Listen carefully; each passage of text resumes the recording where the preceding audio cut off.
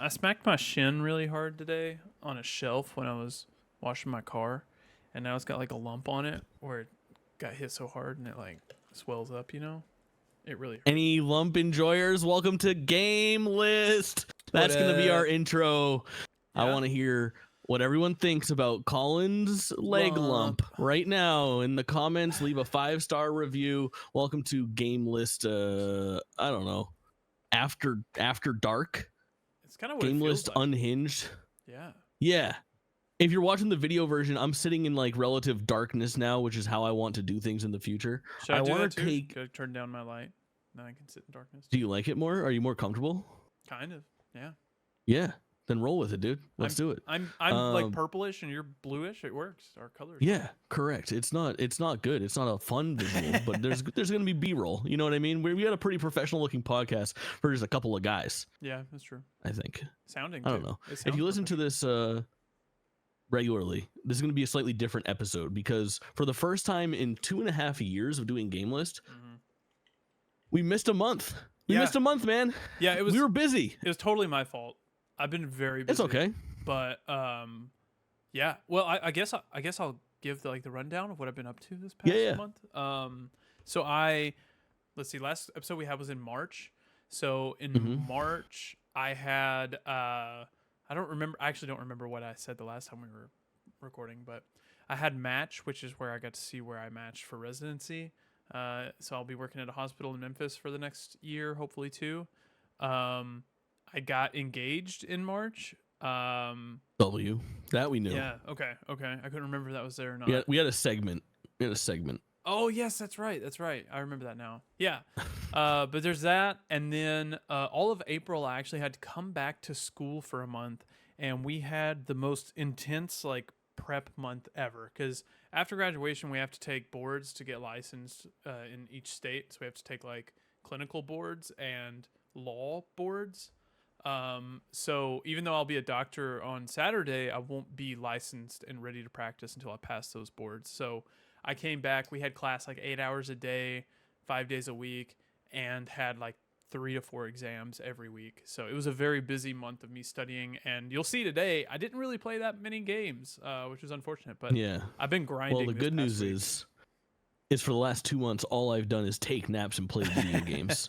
So it's gonna be a heavy show of the weird dog shit that I've been enjoying. But the idea for this show tonight, and hear me out, I don't know, I don't want to count my chickens before they hatch. Is that the right term? I think so. Yeah. Count my eggs, count my chickens before they hatch. Yeah. But I would like this to be sort of like a interesting episode where maybe we find the right groove of this is kind of more along the lines of what we do in the future anyway, because I think when we really think about what makes GameList good, and when I listen back to episodes from years prior or months prior, the segments that I like the most are the middle 20 minutes through the hour and a half mark, where we've loosened up a little bit, we've talked, we've done our intro, which is kind of sometimes a little bit stiff, we go back and forth, we get the rust off, we talk about our first game and a half, and then when we really kind of get into it and start hashing it out, chopping it up about games and going back and forth and being cool with going off topic and talking about some random things that maybe wasn't even on the list, is where GameList is kind of at its best. So what we're experimenting with is we're not going to talk about any news on this episode. In the future, we'll talk about maybe a slight few things of news going forward. Yeah, there's going to be... it's really interesting. There's going to be a little bit of news just tied into the games that I'm playing, but nothing not just a straight up headline, at least. Right. So, yeah. I don't want to do before we did this, when I was making the stack, I was talking to Kaulin and I was I've got 5 pieces of news, and they're Marvel's 1943 re-revealed, multiverse is coming back at the end of May, and I was I don't want to fucking just do this headline wow, multiverses, what do you think, Kaulin? Know, unless it's topical for us, some days we'll go live and there'll be some news about the Xbox Activision merger or something, and it'll be top of mind and we'll do it. And then we'll still have those one-off episodes where you and I especially coming up, I say this now, but truly the next time that we really start looking at recording and making content again, this is right now, we're recording on May 2nd. We'll be June, first week of June, and starting on June 7th, it's Summer Game Fest. and Yeah. all of the crazy stuff that's going on with like Microsoft conference just got announced for like the 10th or the 11th. There'll be a Ubisoft event. Presumably there'll be a PlayStation and Nintendo event. Which just a heads up, I'm trying to get tickets for that for my graduation present. So Yeah. I might be at Summer Games Fest if I can snag tickets. If I can't get tickets, I won't be So there. dope. But if I get tickets, I'll be Yeah. there. But we'll probably do what we usually do and put out like a couple episodes and kind of catch up in between as things are happening, or if if we're both around right after the Xbox Direct, we'll hop on and do a 45-minute episode where we break down everything we saw and what we think about it and that kind of thing. Sure. And then if not, if it's real big news, then we hit it on the next episode. But for all intents and purposes, like I don't think there's anybody listening to GameList who at the end of the show gets out their pen and paper and they go, "Okay, time to find out the games that are coming out next month." Yeah, like this is where I get my source for the release date of Braid Anniversary Edition. If I wasn't for them, I wouldn't have known that April 30th is that big day. Yeah. So because of that, we have a segment of like, oh, this is coming out sooner. That's what we're excited for. Maybe we have preview segments and stuff like that. But for the most part, I want to wrap this show around what we've been playing and enjoying and what like conversations about video games we feel like having. So this one in particular is going to be very unhinged, and depending on how it goes, which I think it'll go well, we will try to sort of embrace that going forward and try to have like a more chill vibe. Yeah, and I like that too because, we're not a media outlet. We're not here to bring you headlines. We're here to have a good time and vibe. And I'm excited to see kind of if we lean more into that because it's a personality podcast. It's not a Game Informer podcast. So right, it could be. We grow to that level, it gets as professional, or if we were like collaborating more on things like that, I think that's what both of us really enjoy most from the content creation sphere. Absolutely. But in the meantime, let's just kick it and talk about video games, man. Yeah. What do you want to talk about first? Probably like Booty? I think about Eve from Stellar Blade a lot. I do too. Huh? Yes, please. Give me more. Kind of where I'm at on that is like this game is such a big surprise. Have you been playing it? You haven't got to it. I only played the demo very recently though, and then I've been watching a lot of gameplay as well, and I gotta say, like, I'm pretty.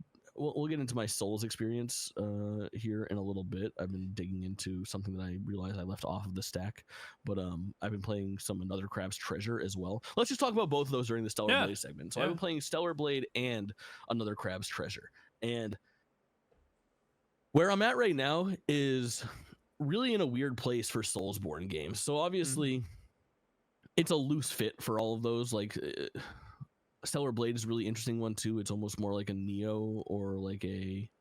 You know what I compare it most to? Jedi Survivor, because it's not. Oh yeah, that's probably a pretty good call. Yeah, it's not quite on the level of like a Souls-like, but it's close enough that you can feel the DNA. But I think it's close. It's very close to a Jedi Survivor. Yeah, it feels way better than I thought it would. And I got to say, that game does a lot more than I thought it would do. And then Another Crab's Treasure is surprisingly Souls-likey, where it feels very traditional. It might not be like as tight controls-wise, and obviously it has a really wild theme.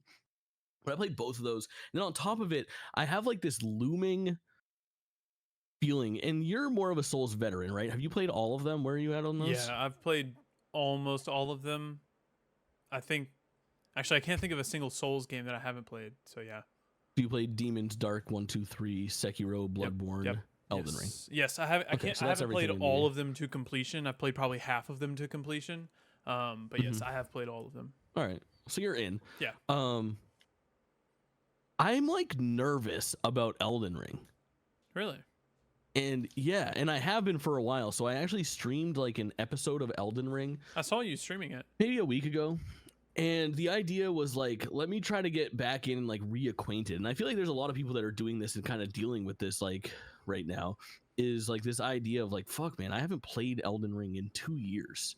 And because of that, I feel like I'm about to be expected to hop into a DLC that thinks I just beat the game. And I know that's not the case. Like they know when they're releasing it, but I'm pretty sure it's going to kick my ass if I don't have any base code at all. No, I think it will. So because of that, Souls DLCs in the past have been harder than the base game, and like You Yeah, need that skill set. it's worrisome. And I made a pretty bold decision. You might not like to hear it, and I don't know how people are going to feel about it, but Did I you played abandon another Crab's Dr. M? Treasure. I I think I'm out on the No. Souls-like genre. What? Yeah. So I played another Crab's Treasure. I played it for about 3 hours the first time I played it, and then I played it for about an hour and a half trying to fight this boss. And I was playing the boss, and the whole time I was playing it, I was frustrated. I was mad. Yes, it felt good to finally beat the boss, but while I was doing it, I was kind of verbalizing my feelings on Mm. like Souls likes and like this like back and forth, and like I understand the value, and sometimes it is really fun. But there is just something about like the rhythm to those games that I don't personally enjoy. And at this point, because if you listen to GameList, you got to hear my entire story arc of like I bought into Elden Ring and played like the opening hours of Bloodborne and a couple hours of Dark Souls 3 to get hype for this kind of franchise, to get hype for Elden Ring. And I played Elden Ring and I loved it. It was my number 3 game of the year in 2022. Yeah. 2022. 2022. But I think I'm just out on it. Like, I think I gave it my time, and I don't think I'm in. Like, I was trying so hard to play Souls-like leading up to this and get back into Elden Ring, and it just frustrates me more than it does good for me. All I remember is the bad. Here's what I'll say.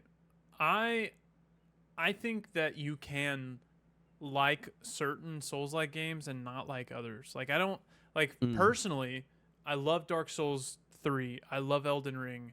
I don't like Bloodborne. I didn't beat Bloodborne Yeah. because I just couldn't get into it. I hated Lies of P and I beat that stupid game. You know, I think it's hard to like kind of make a blanket statement like that. I'm curious, have you gone back and listened to what you said about Elden Ring back in the day? Like A little bit, yeah. I mean, I feel like I remember it pretty well. Well, I'm just curious if you went back and listened to what you said, if you still had those feelings, or if it was just like I don't know, you've experienced it and now you're done experiencing it. Or maybe it's just you need to find the right one. Like, it's just. I think that might be it. I think maybe I'm out, like, because I'm not a big, like, I don't know. No, that's not true. I was about to say I'm not a big like replayer of games either, because I kind of am. But like for those, I don't have the ambition to go back to it. I think what it is that like I think. Do you think it was a hype wave of Elden Ring? So yeah, that's what it is. It was the pull of Elden Ring. It was the lead up to Elden Ring that caught me. Like I was like, I'm a hype beast, man. I want to be into this thing that's coming out that people are excited for and get in on it. And I got in on it so far. Like I went all the way in. And now that it's DLC, I think that I'm like nervous about it in some way. I've got some kind of complex about it. And because of that feeling, I think I'm just gonna bail on it and then wait and see if like Elden Ring 2 or Dark Souls 4 or whatever they do next as like a brand new base coat and entry pulls me in. I feel like skipping it. I understand skipping it because I also don't normally love DLC, but FromSoft puts their best stuff in their DLC. Like their best work is always in their DLC, and like hop in it with me and we'll play through it like we did the start of Elden Ring and a lot of Elden Ring, you know, and we can kind of bounce off of each other until you get back into that rhythm, because it really is just a rhythm thing. I think maybe. I think you would like it a lot more than. I think you're overthinking it, really. Yeah, you might be right. Either way, I fucking folded on all of these. I was like, Stellar Blade, I end on the demo, even though I'm very fond of that game and I've enjoyed watching it boing. But, you know, between that and then another Crab's Treasure, which I did it, I beat that boss, and I alt F4'd on stream. I was like, I'm done, I'm deleting it, I'm live deleting it, I don't want to go any further. Like, I got what I need out of it. Like, I'm not feeling this, like, throw myself at the boss thing. Like, that's what I do in video games already because I'm so bad at them. You know, like it throws back to me like fighting Roxas as a kid for 7.5 hours in Kingdom Hearts 2 and just bashing my face off the wall and be like, one of these times I'm gonna get it to click. Didn't you do that like 2 years ago? I did that like 6 months ago and 2 years ago and 5 years ago and 7 years ago. And I think sometimes a Souls game just doesn't click, but that doesn't mean all of them won't click. You know, if I had have played Bloodborne and not liked it and then been like, well, from, you know, Elden Ring, it's just not going to hit. I would have missed out on a lot of stuff. So it's definitely, I think you should probably give it a chance, but I get being out on another Crab's Treasure. It does not interest me at all. I feel like they should have just made a Yeah. platform because the art's great, but I don't want to play a Souls-like as a crab in the ocean with Q crab. I don't know. It's surprisingly, I would give that, if you're on Game Pass, I would give that game a shake. Yeah, I don't. If you're into Souls likes, like really into them, if you've played all of the games, I would go for it. Aesthetically, I think it's an interesting like dichotomy between the two. I think that it's kind of fun to have that, and it does some really interesting stuff. Like, I think that game is a little funnier than most games. Like, it knows what it is. It's a little tongue in cheek, but it also does like it has really good atmosphere, surprisingly. And it threw me for a loop in some of the stuff that it did. Surprisingly high quality video game, and it's on Game Pass. And Stellar Blade's got a beefy demo on PlayStation. It does. It's a good demo. Yeah, I haven't played it yet. I will. I just haven't had time. A lot of the Twitch categories are really popping with Stellar Blade right now. Seems to be a really really interesting category. It's mopping the fucking floor with another Crab's Treasure. I'll tell you that. I mean, pretty good. Crab versus hot Korean girl. Correct. Yeah. Easy, bro. Eve's very attractive. They did a good job. I would ditch. What do you think about like attractive? What do you think of attractive girls? What do you think? I of like them. I feel like I'm a little bit like in like my own box because, you know, I'm like surrounded. I'm just chronically online. But like I'm assuming the rest of the world thinks it's weird when people think that video game girls are hot, right? Or like attractive or guys, you know, like I don't know. You ever seen Ken Masters, bro? Guy's fucking hunk. I don't know who that is. Is that? It's Ken from Street Fighter. He wears red. Oh, gotcha. Blonde I don't know. Blonde babe. I think there's of course the bad stigma around gamers because a lot of them are weird and smelly and say stupid things online because they have a different opinion than you. And I think the problem there is like this feels targeted. Sorry, Jake. I think you've never smelled me. I think the overlap is unfortunate that gamers are just the people that are chronically online. Like for example, people love to read their smut and they think that people in the books are hot that they've never even seen. No different than looking at hot video game characters. I just think it's a bad overlap versus the people who should not talk online. Yeah, I think it's like because gamers tend to be so fucking, I don't know, antisocial and like you just start associating it with like fucking, oh, this guy wants to date this inanimate object, this girl that doesn't exist type of thing. Yeah. And I think it's more along the lines for most normal people, like, I don't know, people probably like looked at the Mona Lisa and they were like, wow, what a beautiful gal, you know, like back in the day, right? Absolutely. That's like that's not an unreasonable thing. People look at art all the time and be like, oh, that's a great painting of a beautiful person. Well, I mean, or something think like about that. Hentai or anime, you know, like I do all the time. Yeah. You don't even watch anime. That's crazy. I know I don't like hentai or anime. But yeah, it's very funny I to don't me. know. I thought you were gonna go with the question of like, should we have hot girls as main characters? Oh no, we're having the way different conversation than the rest of the internet is right now. Yeah, I was like, you know what side we fall on. The answer is fucking yes. Yeah, give me hot girls and hot guys. Absolutely. Listen, when I look at a video game, I don't really give a fuck. But well, and I was gonna say I'm okay with ugly people too. But like when I look at a video fucking game, Horizon with that disgusting woman. Hey now, Aloy is beautiful. I look at it and I'm like, if I'm gonna play a piece of fiction, why shouldn't everyone be hot? Like it's fiction, let everyone be hot. Bro, it's the age old. It took me a long time to get there. Like I always played like male characters for a very long time. I always play girls in video games. Always. And it wasn't until like probably my late 20s where I was like, I started seeing the Coomer side of things where they're like, well, if I'm gonna look at this fucking back and ass all day, it might as well be a back and ass that looks like something I'd like to enjoy myself. Like, and now I get it. Me and the squad hopping on Final Fantasy is cat girls, you know? Yeah. It's that fucking meme, dude. But I don't know.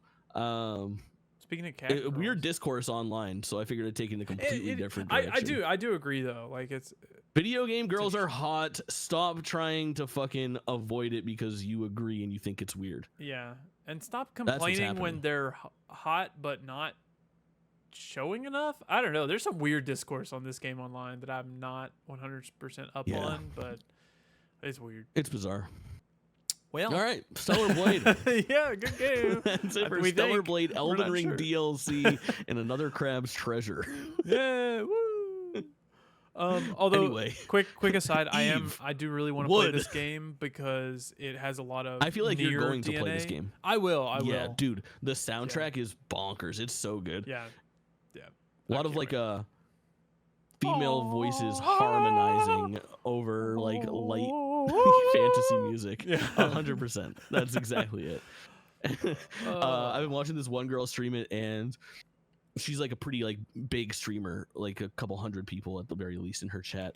And one of like the most common things, like I watch like a 6-hour stream of Stellar Blade, and I would say like 20 times during that, people be like, is this the music for the game, or are you playing this music over it? And she's like, no, I would never play like music over a video game. It just like, nor would I listen to this music outside of a video game. It's just one of those things where it's like, it seems weird and off almost in some ways, but I love it that. fits if you kind of know like that aesthetic. Yeah, for sure. That's the best stuff. That's what Square Enix has been doing for a long time with like their Niers and Final Fantasies and stuff like that. Is Nier Square Enix? It is, huh? Yeah.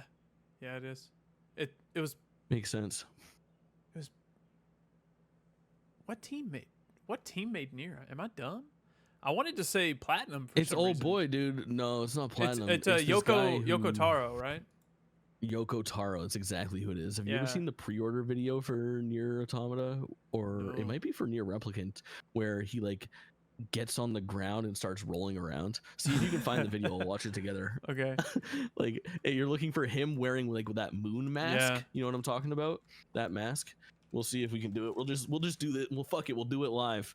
But I can actually take this in another direction too, where I didn't add this to the list because I just started playing it off stream recently. I've been like eyeballing since we talked about it. You absolutely found it, but it doesn't usually lead with this. Oh yeah, it does. Nier Automata Nier t-shirt. Automata t-shirt. Nier Automata Nier t-shirt. Automata t-shirt. Audio listeners, it's just Yoko Taro fucking rolling Taking the around on the shirt off ground of wearing that somebody. mask. That's Yeah, hilarious. it's very good. It's worth a Google and a watch, no doubt. Yes. But he's a wild man. He's got to have another Nier in the can right now, right? We're gonna see a new Nier revealed next year. I hope too. so. I want one. Nier Automata was phenomenal. It was so good. Yeah, I've put in like probably 5 or 6 hours into Nier Automata twice. Like I've gotten further both times, but it's never been like the game that I go to. I really think I should stream that. Probably when they announce a new one, I'll get on the bandwagon Yeah. and be like, You should. I'm all the way in, because the time that I play on it, I'm always hot on it. It just hasn't clicked. And I think you have to play But I've been 3 times to get the true ending. I'm never gonna end up doing that. I'm gonna play that game until I hit credits, and then But it's kind of I'm worth going it. to. It's kinda Yeah, I worth know. it. I'm gonna watch it all on the internet. Though. I don't want That's to fucking fair. play through it. You play as twice. different characters each time though, so. Oh, that's interesting. Maybe Yeah. I will play it. Yeah. I don't know. It depends on how much it clicks. That's not really my kind of jam. That's fair. I like seeing credits and being done. I agree. I know with that. about the. Yeah. We won't get into spoilers for Nier Automata here. Yeah. Not now. Not today. Not now. But so I've been on the lookout for a while. There's been a game that you and I talked about way back, that you played some of, Octopath Traveler 2, and I finally yes. was like, I've seen it go on sale for like 40 something bucks a few times, and right now it's on sale for like 36 or something like that on Steam. And I was like, all right, you know what, let's do it. So I played the demo first. The demo has like a really beefy prologue of up to 3 hours where you pick a character and then you can transfer it to the full version of the game. And I was like, if I play the prologue and I'm still looking for more, I'll buy it for 36 bucks. So I played the prologue, put in like 2.5 hours, and then I was like, I want to do the next like main story thing, and then bought the game. And I played it now for like probably 10 or 11 hours. Like I'm 4 like pretty beefy play sessions off stream into it, and I'm awesome. Dude, I love this game. It's I so love good. this game. I'm so pissed I have not gotten further in it. I had just recruited like the cat girl or whatever, and I was There's a fucking cat girl. Yeah, there's a cat girl. Oh, sick. Yeah, I just recruited her and I just fell off. Like, I don't know why. And I was thinking about it the other day because I'm packing up. You can see behind me, my shelves are empty and I've got boxes and stuff. But I'm packing up and I found the physical because Allie actually got me a physical for Christmas because I didn't have it. Nice. And I'm like, dang, I need to play this game again. It's so good. Yeah. So many games. I started with like some kind of like white mage, has some healing stuff, like a cleric type beat out on the east, far east, and then I went south and picked up the thief, the regular thief, Thornay. If you keep going further south, the one in the south and in the middle is the cat girl. But I did the Nice. thief. Yeah, I that's did the kind of the thief plan. the first time. Like I'm the going clockwise across, and Okay. it's fucking really good, man. It's great. Like, It's great. I am blown away at how it reminds me a lot of like Dragon Quest 11, which I actually have a Dragon Quest 11 slide too. It's kind of annoying, but you want to Okay. roll that? Yeah, It's yeah, like yeah, number yeah. 16 or something. Yeah, I'll find it. But both of those games are like really good examples of like a 2D and a 3D JRPG that is very modern, or I guess it's very old school, but with like these really important modern quality of life sensibilities built into them that make them such an enjoyable experience. Like if you're a fan of older 3D Final Fantasies with Dragon Quest and older 2D Final Fantasies with Octopath Traveler 2, they're such great transitionary games to hop into them and have like a more frictionless experience than you would probably have with, I guess, more like, the actual old games that they're inspired by. Yeah. You go to Chrono Trigger, you go to Final Fantasy VI, you're going to run into some quality of life stuff and some annoying things that aren't really easily solved. The closest you can get would be like pay a pixel remaster that has a fast forward or something like that. But the fact that you have like auto battling options in Dragon Quest 11 or like game speed options in Octopath Traveler 2 is just so fucking cool.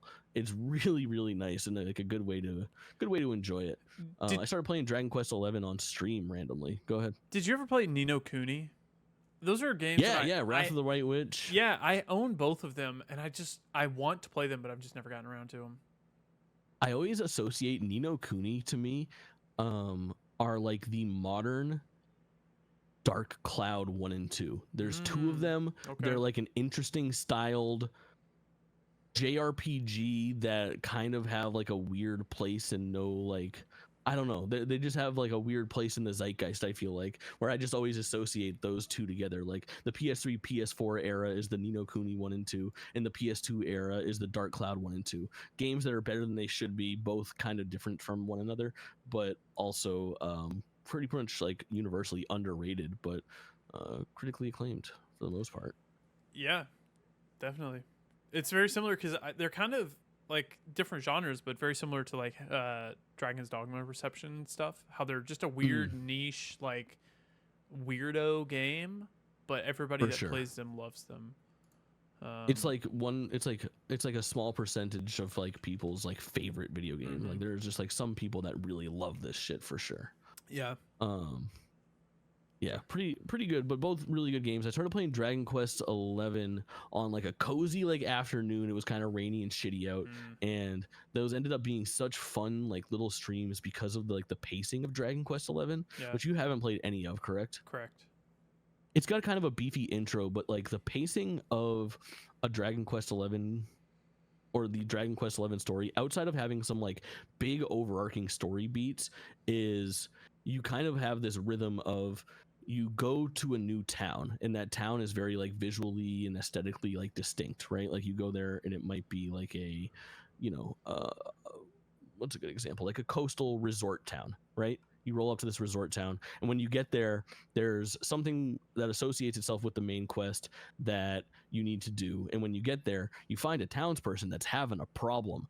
Old Johnny got stolen by monsters and he's in the cave nearby. So your rhythm is always get to JRPG Town, find out issue in JRPG Town, venture out to the open world to fight monsters, collect treasures, battle, go to a dungeon, which is usually a cave or a castle or some sort of like forest or something like that, fight through all the stuff, beat the boss at the end of that dungeon, go back to the city, resolve the conflict, head out and do it again. And these take place in these like 1.5 to 3 hour chunks of story that end up lending themselves so nicely to like individual streams, because you do that, I mean, realistically 14 times, in the game, and that's how your like game progress sort of like continues on. And it's such a nice vibe, man. Their bedtime, I read a Kotaku article when this game came out like 7 years ago, and it was Dragon Quest 11 is bedtime stories, and it's like the best definition of like that video game ever. It's such a cozy RPG, just one of the absolute greats. See, I've been trying to play. I've been trying to find like a cozy game like that.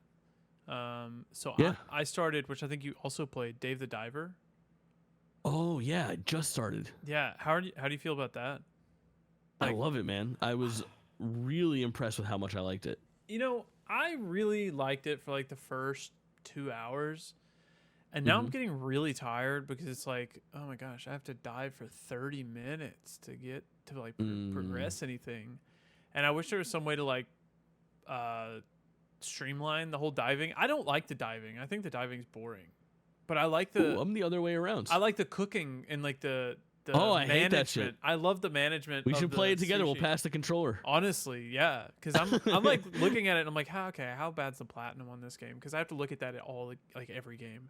Yeah, so 'Cause I'm it's a got a psycho. really weird rhythm to it. Like it's almost like a diner dash overcooked type thing going on when you're in the what's it called? Like in the The serving the sushi at the restaurant or whatever. Boncho's sushi.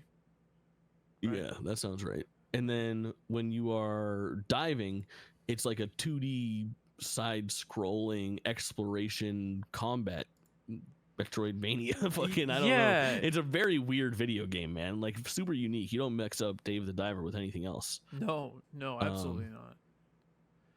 But yeah, because of those, it is like I think with me liking one of those modes and you liking the other mode, I bet there's a lot of people that are in our boat where someone probably often likes one more than the other, And for like, better or worse. there's a whole like farming sim that you get to later on, and I it's don't like think I've seen that. there's so much to this game, and it just Yeah, keeps I'm getting looking at the more. B-roll that you're posting, and I'm like, I don't know. It's I don't know what this crazy, shit is. isn't it? There's so much stuff. Like you start out and you're like just swimming in the coral reef, like getting a couple fish, making some sushi, and then as it goes on, it just gets more and more bizarre. And it's like I like it, but I don't know how long I can keep it up, just because there's some weird. I don't know.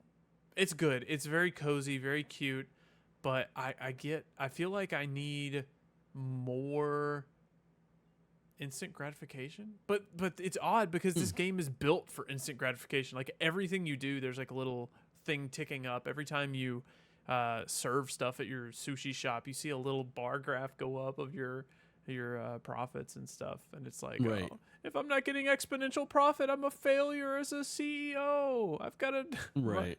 yeah, but Yeah.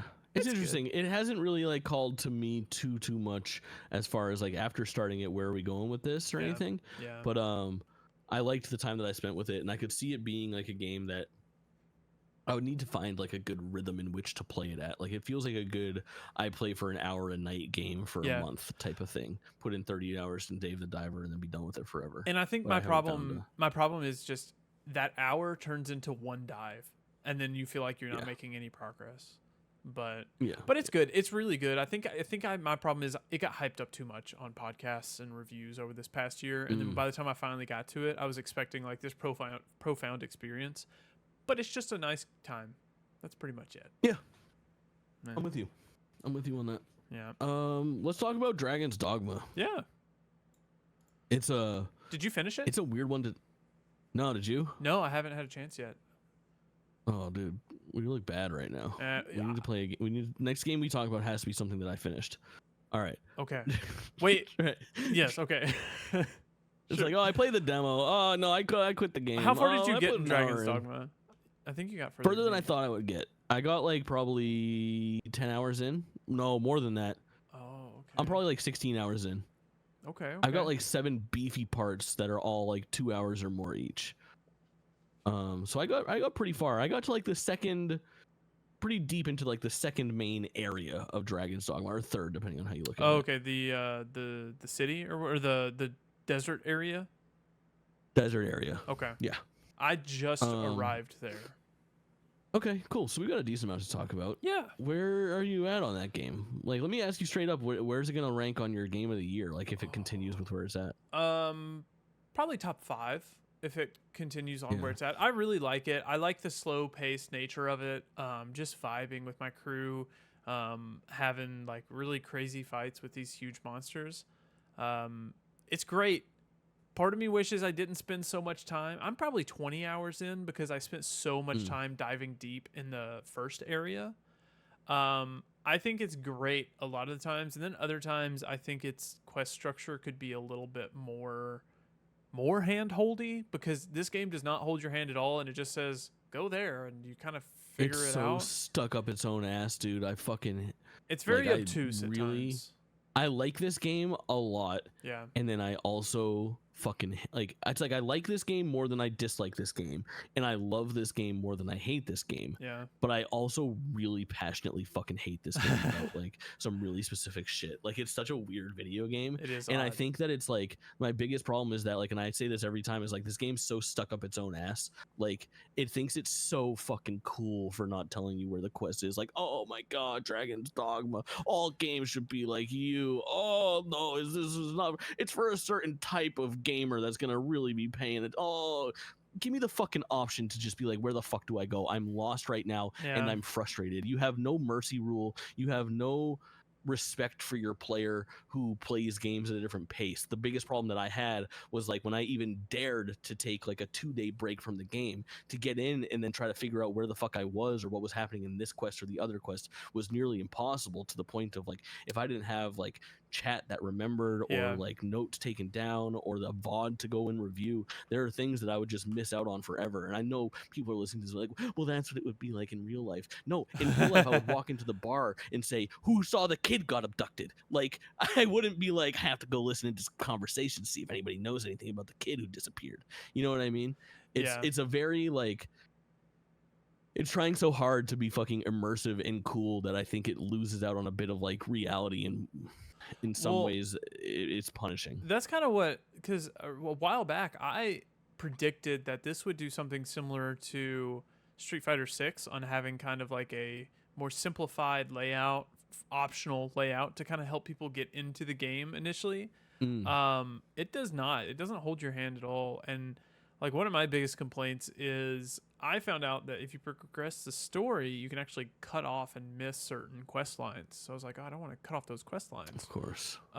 So there was this Of course, one. every game stuck up its own ass does that. Fucking Yeah. Elden Ring, eat your heart out, dude. Yeah, there's this. Sorry, it looks like he didn't talk to the princess fucking fuckface fast enough. It looks like that quest line's over. Try Yeah. again in another 60 hours. There was a one quest line where it was like So cool. you have to walk by this stand while somebody's arguing at the stand. Mm-hmm. So I It's would that little walk. kid with the fucking stank face, right? Yeah, I would walk by it and no one would be arguing there. No one would ever be there, and I'm like, what is going on? So it turns out that's actually like the prince of the original area. So you can go find him in the castle, and I had to carry him all the way down from the castle to like the commons area in the main city. I don't remember what it's called.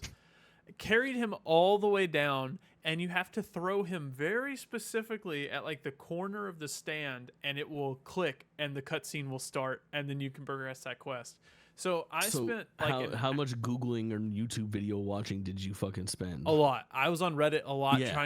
trying to find him, and then from there it was probably an hour trying to find him and That's then the get him biggest there. pain point for me. Yeah, I agree. It's definitely got some problems, but it's also like so magical at other times that I adore it. And like when you're just out in the wild chilling, fighting things with your mates, and you give them a little high five after a fight. Oh, dude, the fucking fist bump is so Yes, sick, dude. I love Like, it. The dapping up everybody is such a good vibe when you're out there questing. Like there are things that I'm super negative on it right now with like what I'm thinking, but I have this one VOD. I think it's like if I did 7 episodes, it's probably episode 4 or 5 where I was like, I did my first 2 episodes and they were like 2 hours each, and then like the third one I was like, my plan is to just like live in this world for like 5 hours, and it's like the longest of all the streams that I did. And I was like, I need things to click. I need to get out of this fucking city that I'm in. They put you into that big ass city too fast, and then it gives you like 3 or 4 quests to do, and out of those quests 3 of them are such dog shit. They're like, go to the ball, and then the other one's like, find the hidden prince. Those are annoying. And then the other yeah. one is, yeah, they're all like in the city, loaf around, like fucking mechanically, robotically move through these environments to figure out what you're doing. It's all very clunky and annoying. But then one of the quests is like, go help three areas, like 3 people need help in the wilderness, and that is the quest that I took that day. Yep. And going out there and just being out in the world and adventuring and working on the pawn system and seeing which classes I liked for both me and my pawn was really fun. And I have this video in I think it's called like my Dragon's Dogma 2 No Good Very Bad Day, where I went on this adventure and everything that could have gone wrong Oh went my wrong, God, and dude. it just led It It just happens. led to the fucking most fun where I took like I was like, I need to go back to this city. So I took a fucking carriage to that city and I started fighting a big ass troll that interrupted me in the middle of the night. And the troll killed my pawn, almost killed me, but then also tipped over my carriage. So I was now stranded in the middle of the night in an area of the map that I've never been to, very far away from any like Yep. destination. So I had to travel through the night and I'm like going, and it's just like everything that could have gone wrong went wrong. I ended up bumping into like a fucking lich or something like that, some sort of like possessed demon that just spawned and absolutely murdered me. So I had to reload that and then run around where he spawned because I was terrified. I eventually made it to civilization, fighting my way tooth and nail to get there. And I find where I need to go, and there's a bridge. There's a bridge that's going to get me. And I go there, and I look at the bridge, and there's a fucking cyclops staring at me on the other side of the bridge. And I'm like, this motherfucker. I say, I have a clip of it. I go, this is the worst case scenario. Cyclops looks at me and then just fucking smashes the bridge. And I go, oh my God, I shouldn't have said anything. Like, it went from bad to worse. Now, not only is the cyclops blocking my way, but also my route that I wanted to take is now not even like an actual applicable route, which is terribly insane. It's I got back to town and there was a cyclops inside in the the town town, running yeah. amok. Mm-hmm. Ugh. When things go crazy in this game, they go crazy, and it's so good. It's so like systemic Yeah. that it truly feels like you're playing like a individualized version of the game. But there are issues, Right. of course. And one reason I really kind of fell off was I've really become a stickler for frame rate, and it runs like butt at times. So Yeah. I'm really, I think I'm gonna hang out and wait on it until a 60 frame patch, and then Hop into revisit that it. Starfield, bro. You know, I've thought about it, but I bought it on PC because too. I bought it on PC because it didn't run at 60 on the Xbox when it launched. So here's my guess. It's on Game Pass. Here's my guess. I'm not paying for Game Pass. A year Get on from Game Pass, bro. a year from now, it's gonna be on PlayStation. Easy. It'll be on PlayStation. Yeah, probably. So I'm just gonna wait and Yeah. get the platinum. Because actually that's probably that's a great little probably true. Yeah, it's definitely gonna be on PlayStation. You want to Fallout it? Yeah. Well, let me close just a little bit on Dragon's Dogma too, because I feel like I was a little bit negative on it. Like that's okay. Yeah, I like it. I like it. I don't love it is where I kind of land, but I love so much about it that it's very high up on my game of the year list. I don't know if I ever go back to it, if I'm being honest, but even with that, I still got a lot of respect for the game. I wanted to just talk real quick about how cool it was that you made yourself as a pawn and I hired you. Oh, yes. How did that go? And I rolled around. Was I It was fucking sick, dude. Yeah. There's this amazing clip where I'm like, right after I hire you, we get into a fight. And it's me, my girl Winter, who wears no pants, and then my main pawn and you. We're fighting this big beast man of some sort. I don't know. Large wolf thing, and I for the first time did my climbing attack or whatever, so I grab up on him and I'm like, yo, I'm on his back, and then I rotate the camera, and right as I rotate the camera, your pawn also jumps up onto his back, and I'm like, yo, Kaulin is here. Like, it was so hype. It was such a ridiculous moment. And then the last thing that I just want to say about it is I want to talk about the Mystic Spear Hand. Did you get this class? Yeah, I did. That's what I was the playing Mystic as. Spear Hand is like on my short list. It's the first entry that I've made in the 2024 GameList awards for like best thing or like whatever. I put it in something best weapon, or we have something like that. I put it on there as something because I adore this class. It's like a two-handed bow staff that's infused with magic, and if you bring someone like Kaulin who can imbue it with like lightning attacks and shit or fire attacks, then your whole both ends of the bow staff are there and you're doing dope twirl attacks. It is so fun. Cool. It is such a cool class. Just if you haven't played Dragon's Dogma and you're curious, just Google Mystic Spear Hand Dragon's Dogma 2 and like watch anybody playing for any chunk of time, and you'll be like, oh yeah, that makes sense. It's really cool. And it also has a spell that you can cast that protects you from damage for like 4 seconds. So I just spam Bubble, that baby. Every 4 seconds. I'm popping it and taking no damage whatsoever. Sick. Yeah, I made myself a giant in that game. Like, I'm tall in real life, but I accidentally made myself way too tall because I made Allie as my player character and me as my pawn. But it was really great. I'm glad I can help you out in your journey. Yeah, it was cool. Yeah, awesome game. Not bad. Yeah. Fallout. Did you watch the So did show? you start? No. Oh, the show's good. I know, dude. The show is Yeah. good. I watched How did the show. Walton Goggins do? Dude, he was the best. He was the best in the show. That's my guy. Like, That's my guy. I'll be honest. I only knew Walton Goggins from the Ant-Man and the Wasp, which was... No, you know him from... I bet you know him from more. I bet you know him from Hateful Eight. I'll be honest. I don't know if I've ever seen that movie. Oh, you haven't. It's on my because list. You That's don't, a Quentin Tarantino. You haven't seen it? Right? Correct. You haven't seen it because you don't know. Okay. And you don't watch that movie and then forget if you saw it or not because you don't know enough about it. You should watch that immediately, dude. It's so good. It's on my list. It is on my Letterboxd watch list. I'm going to be watching lots of movies coming up, but hell yeah. Follow us both on Letterboxd. You can find me at Jake Twitchin and you can find Kaulin at... I think it's just my full legal name, actually. Okay, let me double Kaulin. check. Don't follow Kaulin on Letterboxd. I'm gonna double check. But Walton Goggins is... Oh no, it's just Colleen. No underscore. Okay. You should change all of your names to like Doc Collins or something like that. Okay, well, I'd actually talked about that with my Twitch chat. I was like, should we rebrand to Dr. Colleen or something? Or like Doc Call on call with Colleen or Doc Call. I don't know. There's something there. There's something there, but I don't think I'm creative enough to figure it out. Maybe one Doc day. Colin could be really good, dude. Spelled the way that you spell Colin. DOCKAULIN. Doc Colin. With like the Doc Colin might be really good. What about .com? No. DocColin.com. DocColin.com. DocColin.com might be really good, dude. AmazingStreamer.com is working out pretty well. Maybe I need to get that URL. ASAP. AmazingDoctor.com. Amazing Doctor. Should we check if it's taken? Yes, do it. See if it's taken. All right, I'll look. I'm just gonna go there. Let's see. I'm gonna talk about Fallout while you look up that. But the show's great. Walton Goggins is phenomenal. Ella Purnell, Big Eye Girl, wonderful. And honestly, I can't remember the name of the last guy, but he's also wonderful. They're all great. They're all wonderful in the show. The show inspired me. I wanted to play some Fallout, so I played like the intro to Fallout New Vegas. I abandoned that quickly, not because I don't love it. I actually love that game. I think that might be my favorite Fallout game. But because I was streaming the PS3 version, which is butt, and I really just want a native PS5 version.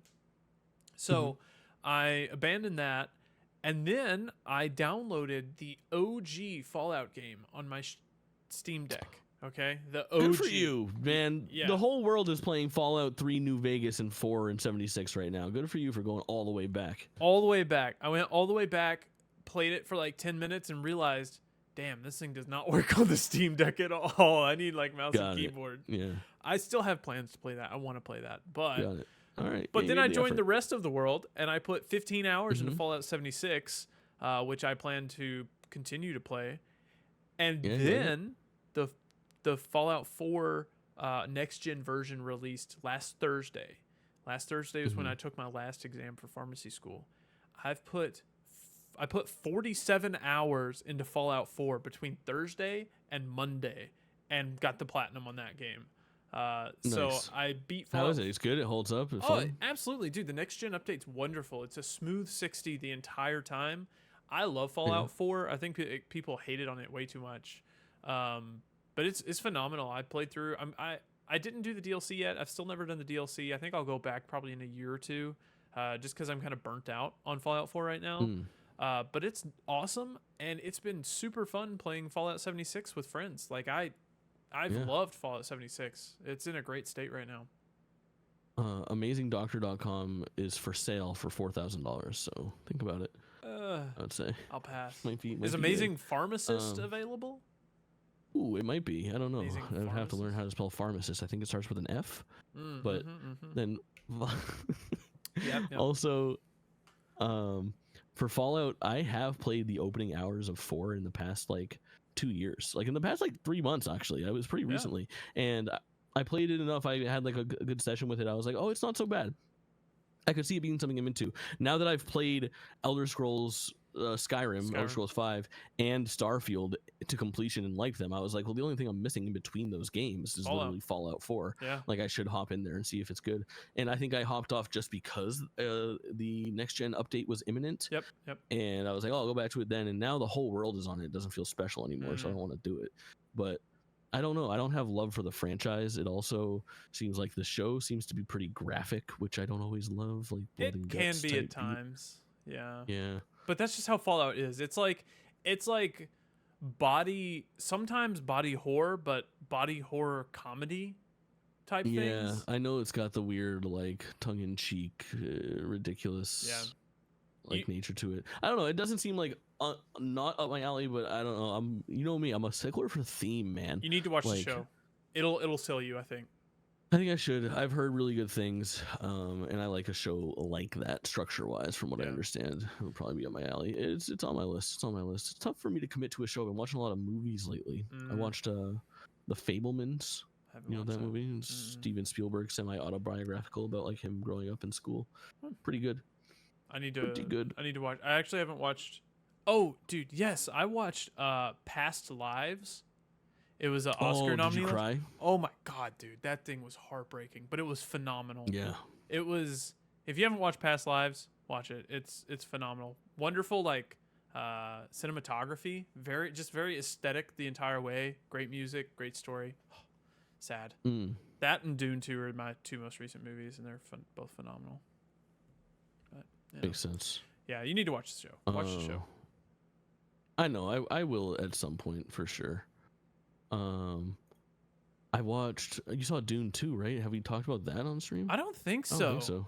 Dude, Dune 2 is like a religious experience. It is up there in my favorite movies. Absolutely. Yeah, I did it right. I went and watched it multiple in times. IMAX. Oh, I'm so jealous. I just watched it once. I think it's like available now, or if it's not available now, like it's obtainable now. Yeah, I need to. I'm gonna get the physical of it. I love having the physical of these movies just because it's not compressed like it is on streaming services. So yeah, stick it in your PS5 and it looks so perfect in the 4K format. That's how I have Oppenheimer. For sure. I only ever watch Oppenheimer on the disc because I got the 4K. You can download them, but they're like fucking like 50 gigs a piece. To yeah, get and like there's 4K. still compression there, and it's just not the same. Not the same. Sometimes. But yeah, it was good.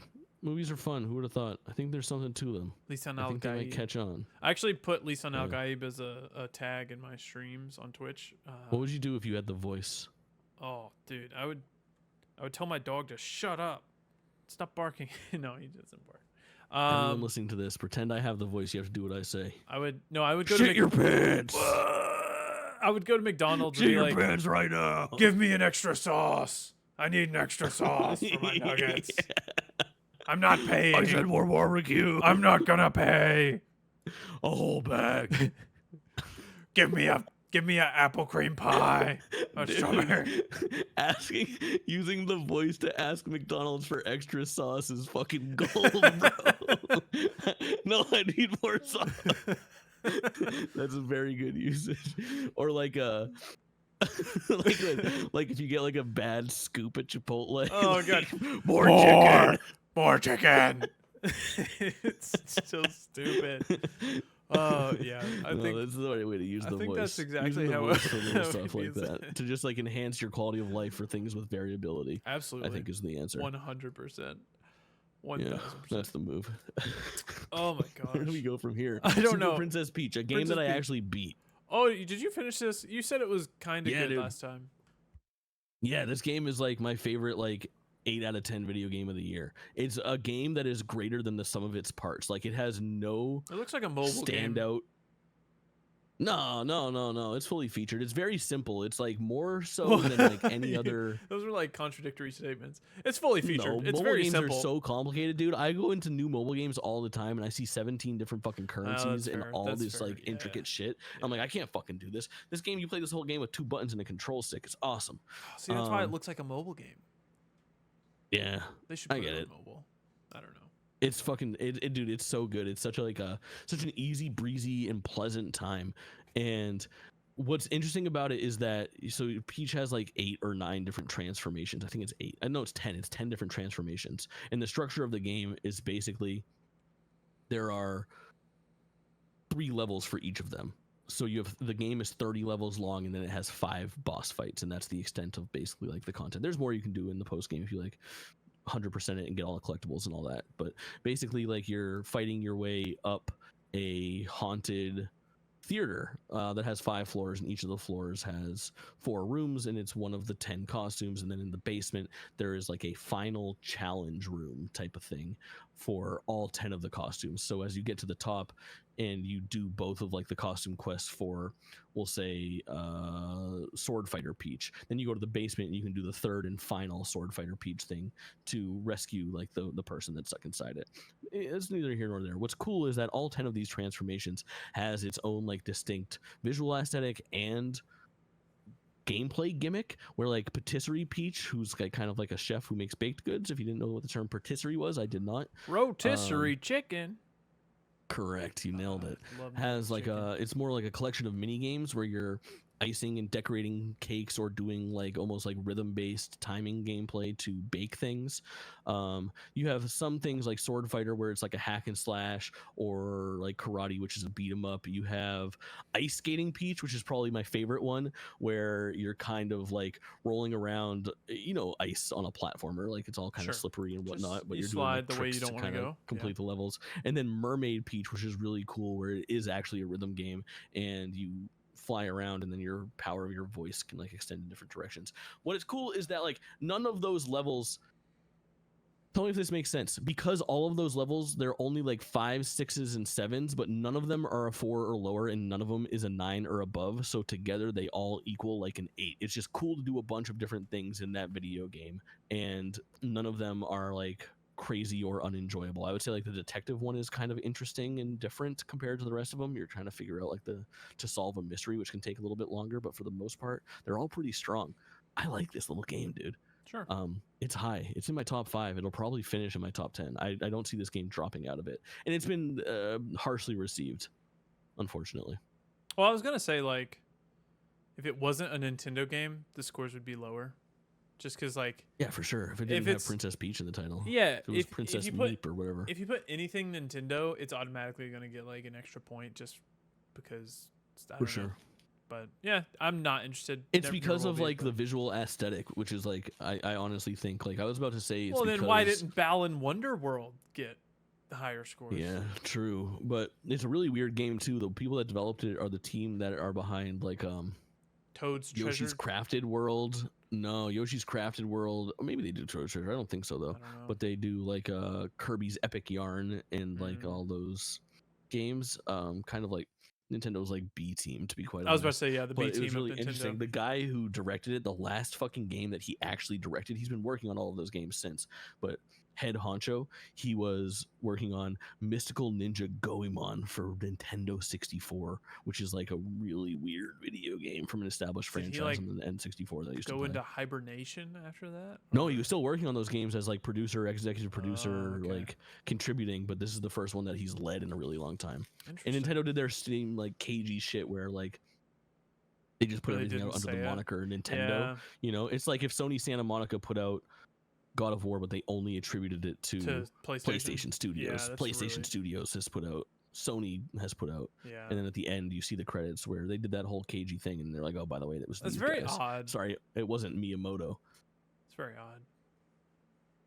What can you do? Princess Uh, Peach Showtime, worth a try, especially if you have kids. Seems You know like a pretty good move. I see your list today, and I'm curious. Something else that's very odd. X Defiant, like, what's going on there? Yeah, sponsored. Okay, that makes sense. You got the Ubisoft So stuff. up at the top, sponsored. So shout out Ubisoft for coming through for me.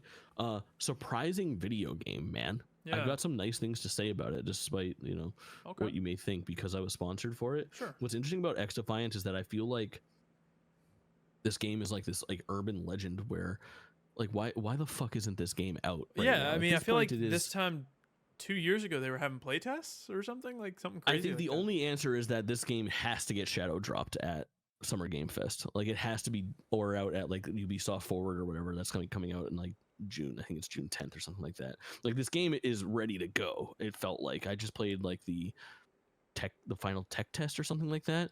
But it's weird in that it's not out yet, and you would worry that something stinks with it. Yeah. And what I came off of it thinking was like, oh, they're actually using this time wisely to polish this thing up. I think they seem like if you're going to enter this sphere of like competitive multiplayer shooter, which like the closest thing that you can compare this to is like somewhere between like a Call of Duty and an Overwatch. It's a team-based or objective-based shooter that plays like Call of Duty but has objectives like Overwatch, where you're trying to move payloads, or their standard team deathmatch and shit like that as well. Yeah. But the game is very technically sound. I was really impressed with how it ran. I played it on PC from the same PC that I was streaming from. So slick, so smooth, high frame rate, no technical difficulties or hiccups. Just does some really nice quality of life stuff too. One of the things that I liked about it was whenever I got killed, I had the option to send an emote back where I could do like a crying face or a crying laughing face or like a sad face, which seems like such a small touch, but when you did it, you would just strike a button. It was like 1 2 3 4 and 5, and it would kind of like send the emoji up in like the ticker feed, right? So it's just like Jake Tuchin was killed by X Slayer X420, and then I would hit my emote, and then up in that ticker it would go sad face, and then like the sad face would come into the ticker and go like kind of illuminate and ripple out blue because the sad face is blue, and like has this like really nice visual flair. It's just like little attention to detail and quality stuff that I'm looking at this game and I'm like, ooh, I think they are astutely aware of what's going to happen if they release a half-baked shooter right now. Like these people that play these games are so ready to tear the fuck out of the finals, to tear the fuck out of the new Call of Duty, to absolutely dig into Overwatch 2. It is not a nice crowd, the people that take these games seriously are nitpicky. They want their game to run smoothly. They don't want these like aggressive issues that keep on coming out with games that launch in early access and stuff. I think they're taking their time so that when they drop this, it is a fully fledged and finished product. It's really cool. Do you know anything about this game and like the framing behind it? Not really. I mean, I saw where they kept kind of delaying it, or kind of went into hibernation. Not really. They didn't really even announce delays, but I saw where there was some reports saying like, hey, they're just trying to make it more like Call of Duty, and that's why it's being delayed. But it doesn't sound like it necessarily. It plays a lot like Call of Duty. Okay. Well, I'm just hoping like this will attract all the weirdo Twitch shooters, the people that can't like play Call of Duty without jumping, bunny hopping everywhere. And that this way is I can play for them, I think. Good, because I want to play COD normally and just be dumb and chill and shoot stuff, but I'm always getting sweated on by people. Yeah, I don't know if I'm interested in this, but I'll definitely check it out. It's for them. It's for like it's for the fans of like somewhere in between like Valorant, Counter-Strike, Overwatch. It wants to be, it's going for that crowd, the finals crowd, the exact crowd that they're going for. Same thing. Even the Battle Royale crowd, I think, is probably who they're shooting for. What do you think about the name? Apex fans.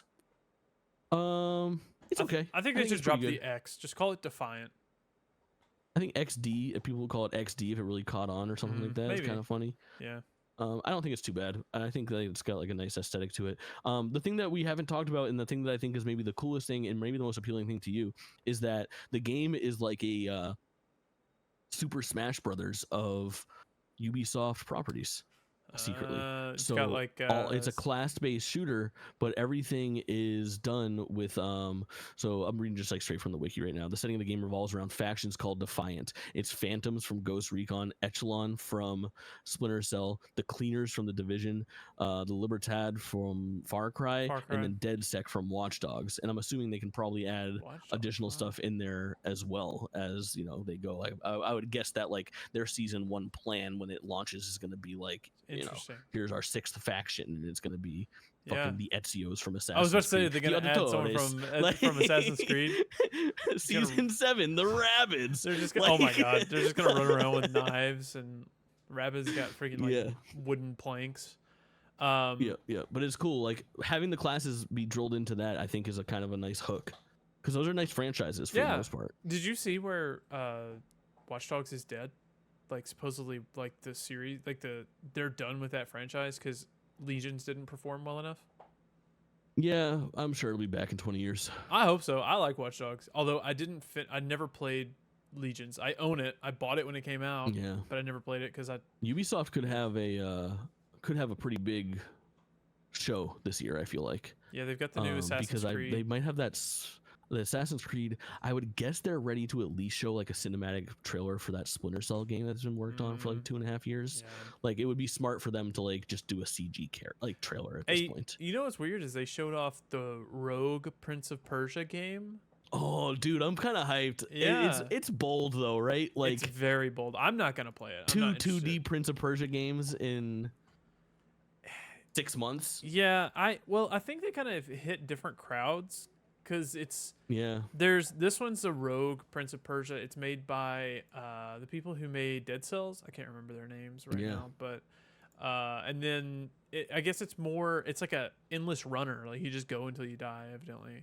And then you reset with like meta progression. But then there was the Lost Crown. No, not like an endless runner. It's just basically it's Dead Cells. It's a roguelike. See, I heard that it was an endless runner, but what do I know? Endless runner is like a like Subway Surfers is an endless runner. But like that, but roguelike, to whereas the further you go, the harder it gets, and you just but no, I think you independently control your character. You can go left. Yeah, you can go left, right, I'm jump. sorry, endless as in. You have autonomy of your character, but you just keep going. Like you don't hit the end of the level, if that makes sense. Does that make sense? I think that might be right. Yeah. Okay. Well, I think there's like I think it's gonna be structured like this is as closest to Dead Cells 2, I think, as we're going. Dead Cells, but with Prince of Persia, and some interesting art. Yeah. So, yeah, I'd like the style. It seems like it's very I'm sponsored again. Ubisoft sent over some B-roll and stuff. Like I got 16 minutes of unedited gameplay that we looked at on stream at one point, and it's got like a really cool. The visual aesthetic is very cartoony, almost comic booky, to the point of like it looks very hand-drawn distinct from the other Prince of Persia. Yeah.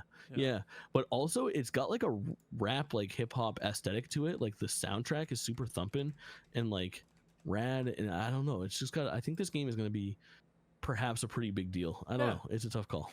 Yeah, I'm excited to play it. So. I think it launches like June. No, it launches in February. I think. I have no clue when it launches. I'm not sure. I'm pretty sure it launches in February. I'm sure I'll play it. So I'll let you guys know. It's launching in early access on Steam. It's called. So you have to buy it, but you Prince have of Persia. The ability to play it, and it's on May 14th. May 14th. Yeah. Evil Empire, that's the developer. That's right. Evil Empire. So yeah, basically what that means is I'll have absolutely have played it in between the next time we record. So more on Rogue Prince of Persia soon. Pretty good. Very, very interesting.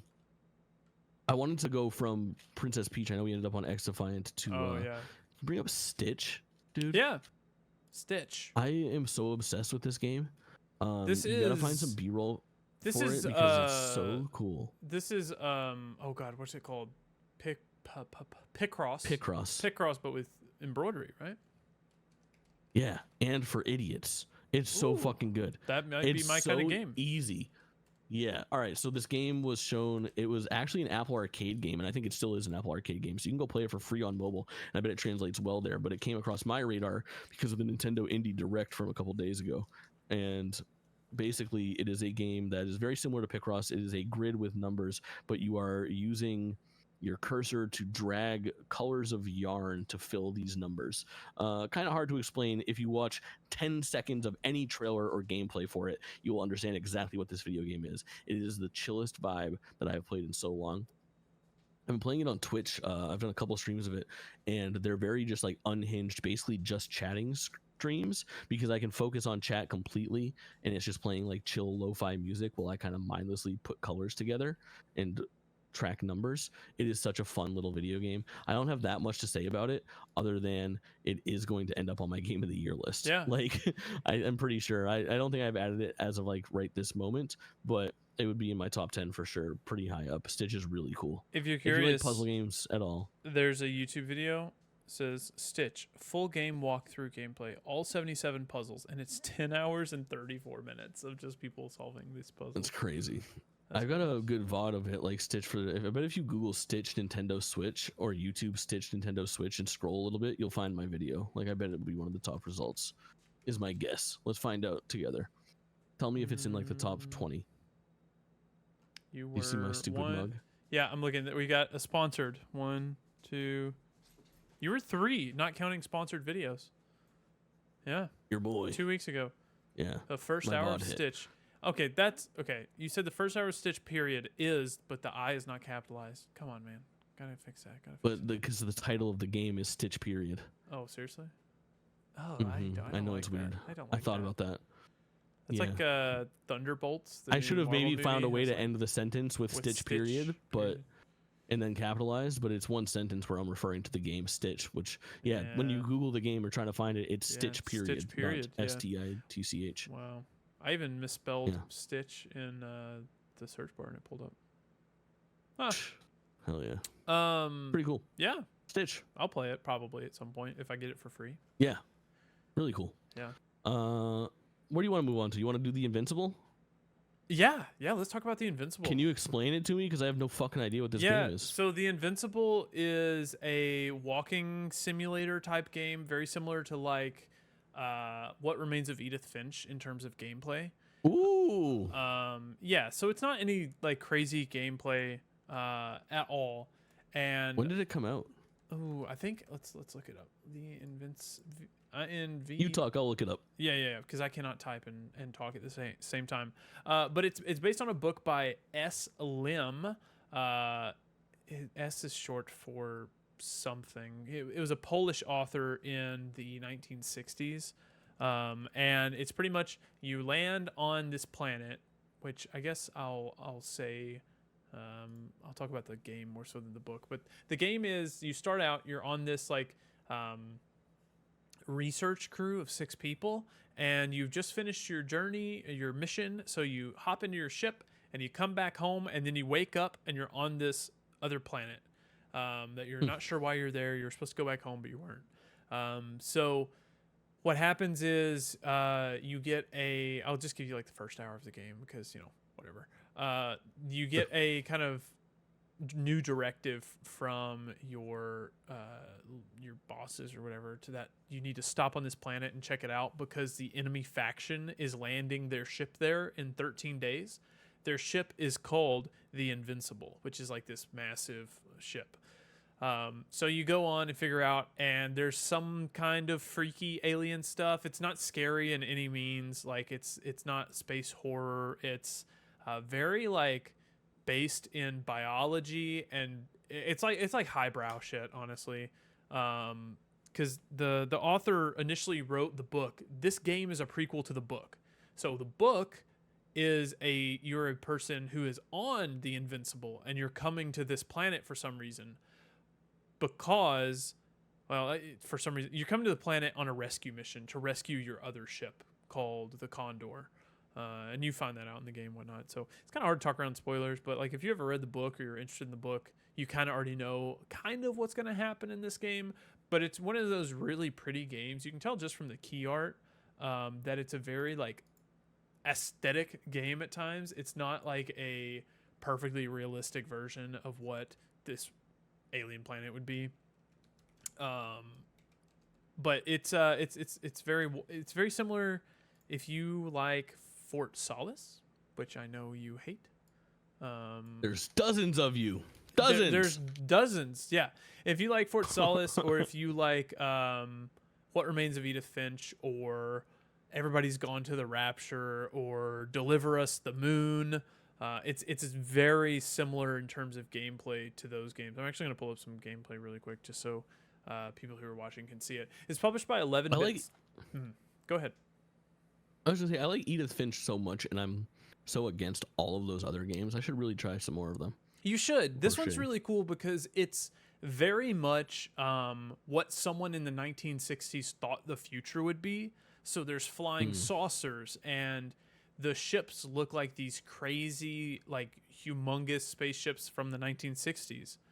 So it's very stylized. And like if you look at it, it kind of gives you like Deathloop vibes just in the type of architecture and stuff like that.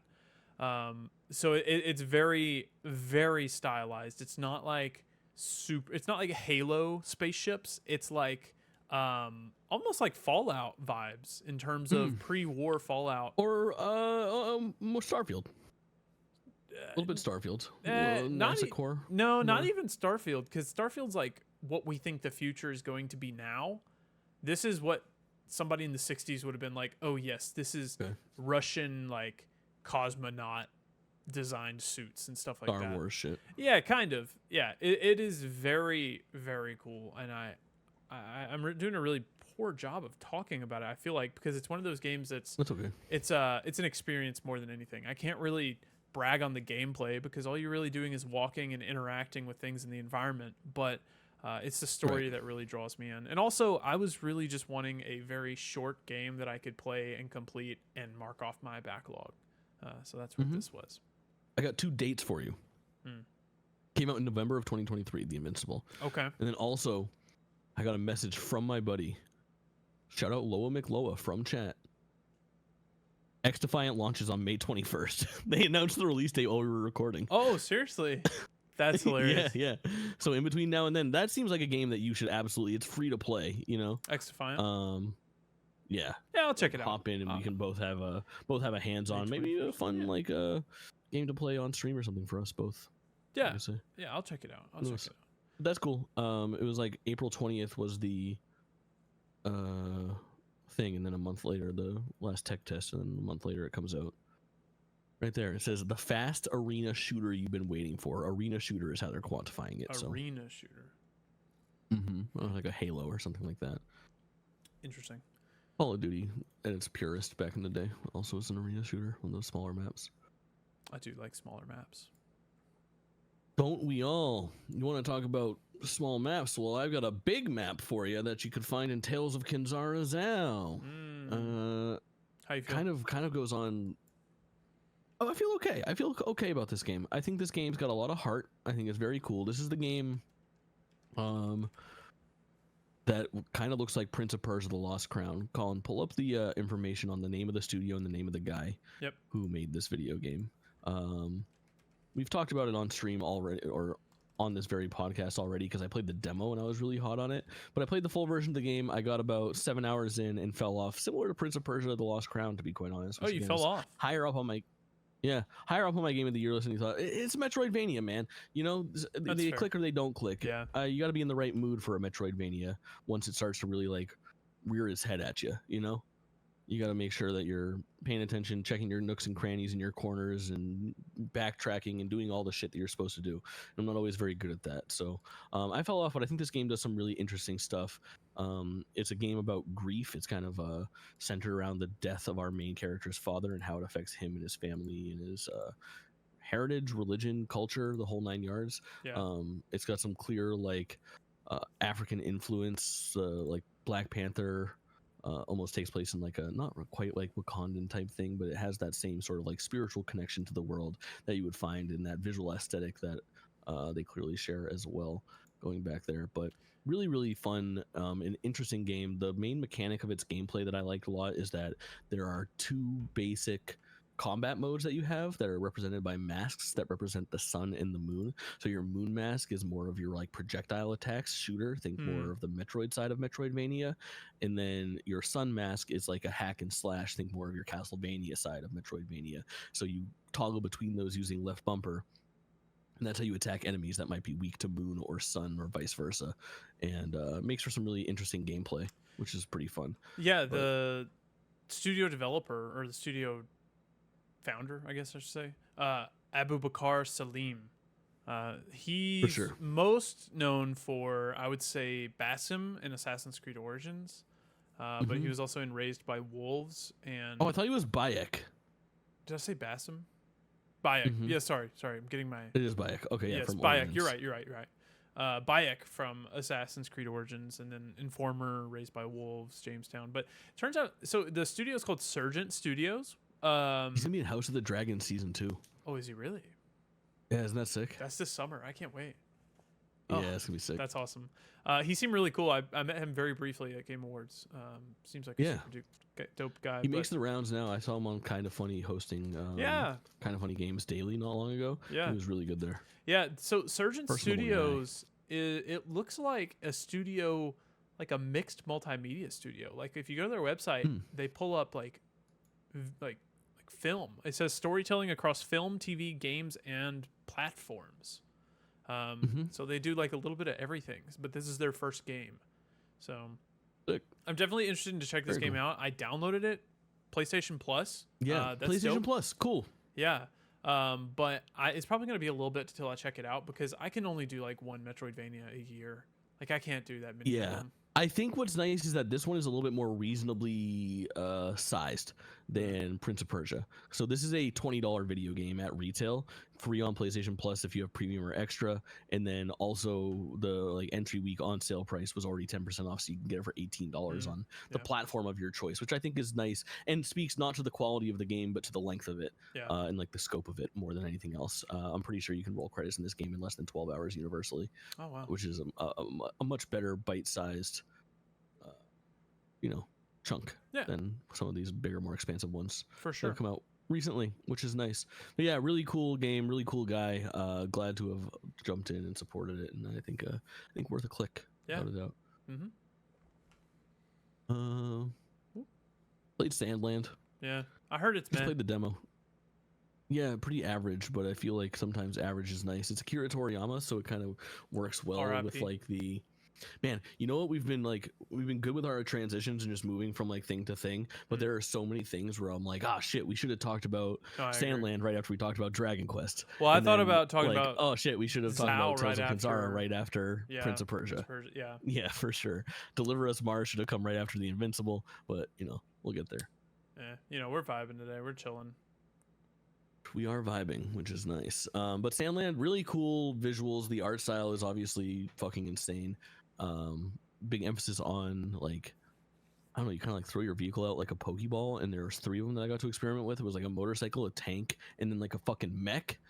And it was a really odd demo. The demo just kind of throws you in. There's no story or anything like that. They just go, here's like an open world, and you can explore and go into a dungeon and fight some stuff. And I go, okay. So I was just like left off in like a sandbox, for lack of a better term, and got to kind of mess around in there. It didn't click with me. I don't think it's going to be something that I go back and revisit unless, I don't know. It would have to catch me at the right time or hop on Game Pass or something like that for me to give it another shake. It's fair. I would be interested to play the opening hours and hear what the story is and kind of get there. But demo-wise, I don't think it was a demo that's really selling copies or anything like that. I get that. It's not something I'm interested in. So I get it. Yeah. You want to smash on Deliver Us Mars? Yeah, really quickly. I actually started this game last night. So it's developed by Koiken Koeken Studios. Are these the guys who just went out of business? Yeah, pretty much. Yeah. Well, they didn't go out of business. It's really sad because so the first game is Deliver Us the Moon, and I loved that game. I actually referenced it earlier when talking about Invincible, the Invincible. I loved that game, and then this one came out about this time last year, and I never got to it because I was busy with other stuff, and it just came to PlayStation Plus or whatever. So I downloaded it and checking it out, and it's really great. It's definitely like through and through AA. All right, the character controls a little wonky. The faces look awful. I've seen better faces on like PS2. I don't even know if I would call it AA. Maybe just single A. Maybe single A, honestly. Yeah, but it has like a very heartfelt story in between all of this, which honestly I'm good with some jank gameplay as long as something's got a good story. But I started out and it's really good. It's a follow-up to Deliver Us the Moon, and I go on Twitter and the freaking studio's like, hey guys, all of our like publishing deals have fallen through and we can't afford to like have all these people. Yeah, so we're having to lay everyone off. And is this the statement that was like after failing to like find something at GDC? Yeah. Was that the one that that's so crazy to pinpoint it on like, I don't know. That's like it felt like from a business standpoint a weird thing that I was reading. I was like, so these guys weren't able to rub elbows well enough to secure funding for their game? Well, it's like kind of what it seems. It seems like they've been trying to. It says they've pitched 5 different games. Where is it? It says they pitched like 5 different games over the past couple months or to year, and no publishers buying. And which we've seen that in the if you watch through Psych Odyssey whatnot, you'll see like pitching to publishers is really tough, and you have to search high and low for the right publisher that will actually Yeah. do it. But it said they've unfortunately exhausted all of our possible options for publishing, work for hire, and co-development. So what they're doing is they're pretty much laying off most of the studio just because they can't afford to pay for them. And they are kind of going to a skeleton crew and launching a Kickstarter for their next and seem to be final game in the Deliver Us series, to deliver us home, which will be the third game in the series, which I personally will probably back that because I love these games. And it's kind of sad just to see like it's just greed on publishing side that isn't getting these games funded. Like really, like if we look at it, Strauss. I'm sure Deliver Us Mars and Deliver Us Moon aren't putting up gangbuster numbers. I'm sure It's they're checks and not, but balances. like I have to assume they're at least breaking even. Like, Maybe. did you see where Strauss, like Take-Two, has closed down Roll 7, the people who made Rollerdrome, Yeah. and the And Kerbal Ollie Space Ollie World, I think, right? Yeah, they made Ollie Ollie World, and the other studio that made Kerbal Space Program. And bro, Yeah, but they CEO fucking botched Kerbal Space Program too. That should have been the biggest thing in the world. the CEO has over doubled his salary in the past year, from like 17 million, maybe billion, I don't know, to 42 something. And it's like, come on, man, come on. But yeah, the studio's more or less shutting down, but it looks like they're going to try to kickstart their next one, and if they get enough, they'll push it, which I will. I'll pay for it. I'll kickstart it. Wow. Yeah, it's a set of brothers that like co-founded the studio, called the Dietman brothers, I think. I don't know. Sad. Good game. Dietman Brothers. Yeah. Check it out though. Check it out. Check out Deliver Us, The fucking because they need money. Evidently. porn waiting to happen, dude. Dietman Brothers is just two fucking dudes. No. We're not going there. Yeah. The Xbox game showcase has been announced for June 9th. Oh yeah. No. Not What? June 9th. I think it's I don't know. June 10th. Let me pull up the actual verbiage here. But did you see the rumors that basically they announced that it's going to be their regular June showcase? Yeah. And then the next Call of Duty, pretty much. Yeah, so it is June 9th. Sorry, I got confused. But it's June 9th, and then basically they said it's going to be a blank direct, but it's using basically a Call of Duty symbol to show off the next Call of Duty. Yeah. So I'm sure they'll be very similar in the way that they did the deep dive for Starfield last year, right? Yeah, it'll be Call of Duty Black Ops 5 or 6 or something like that. Zombies? Zombies will be there, but I don't know. Well, I bet it'll suck, dude. Nah. They just love to ruin that. But you've been playing Call of Duty in the meantime still? Yeah, I've been vibing on Call of Duty. They had a stupid like 420 weed celebration event. Like, I'm all for people that like, if you want to smoke, go smoke. I don't care. But like, it's just so like, why are you making skins that are all about like smoking weed? Like, I'm gonna put weed on my There's gun. like, it's the same people that have like, they wear like a fucking shirt to Walmart that's like a weed leaf with a happy face on it with red eyes. Like, it's just a weird thing to make your identity, but there's like a whole subset of people that are obsessed with it. Just wear tie-dye like the rest of us. It's exactly, it's very odd. Like, I'm like, go for it, It's but on like, the nose. it's just odd that you having a whole event like that. The marijuana leaf fucking sock industry must be $1 million a year, deal. Like, they're selling those socks. People are rocking those. Like, it's with flip flops to the store.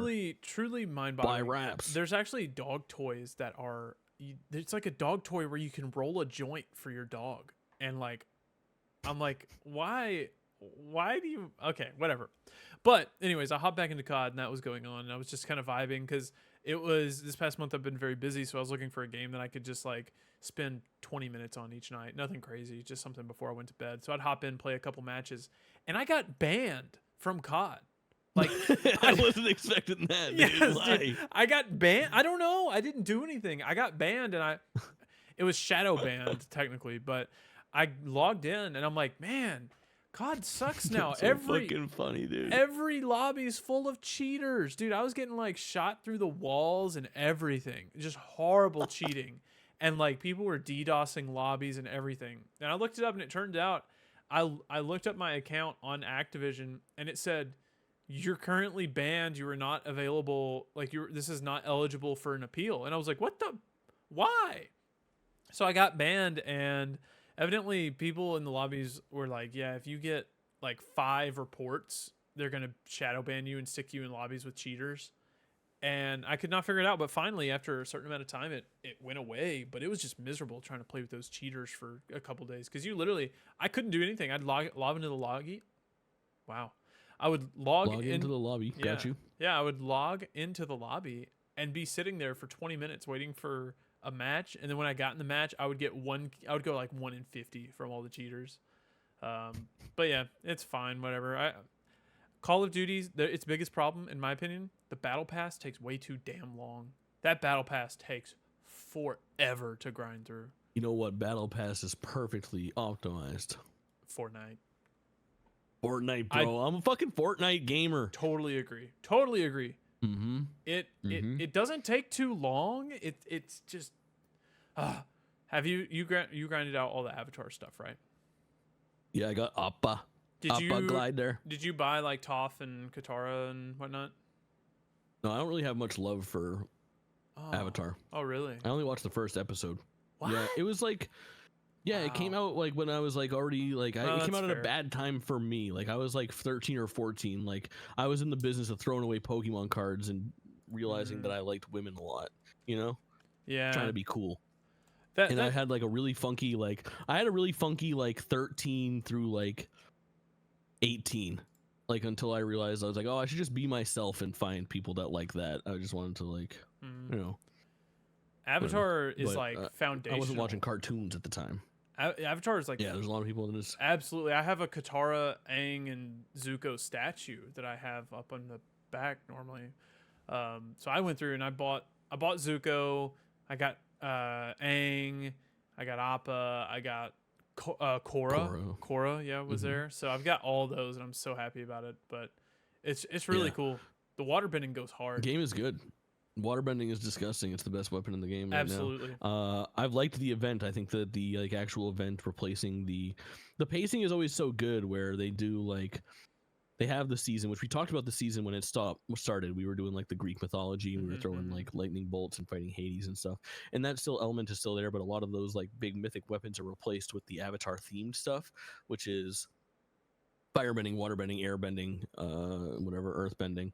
And they all have these like different properties basically, and each one is kind of good or bad in its own way. Just really cool way to spice up the season before things change over. And this season only goes for like another 3 weeks, and on the day that the Avatar event ends, which is tomorrow, the new Star Wars event starts. Yeah, like they make it so easy, and it's such an easy like social game. It's the closest thing that we have to a metaverse, man. I really like Fortnite. Like it has wish gotten I was on it earlier. Exponentially better since they brought Zero Build out, in my opinion. Yeah. For sure. That's when I started getting back in.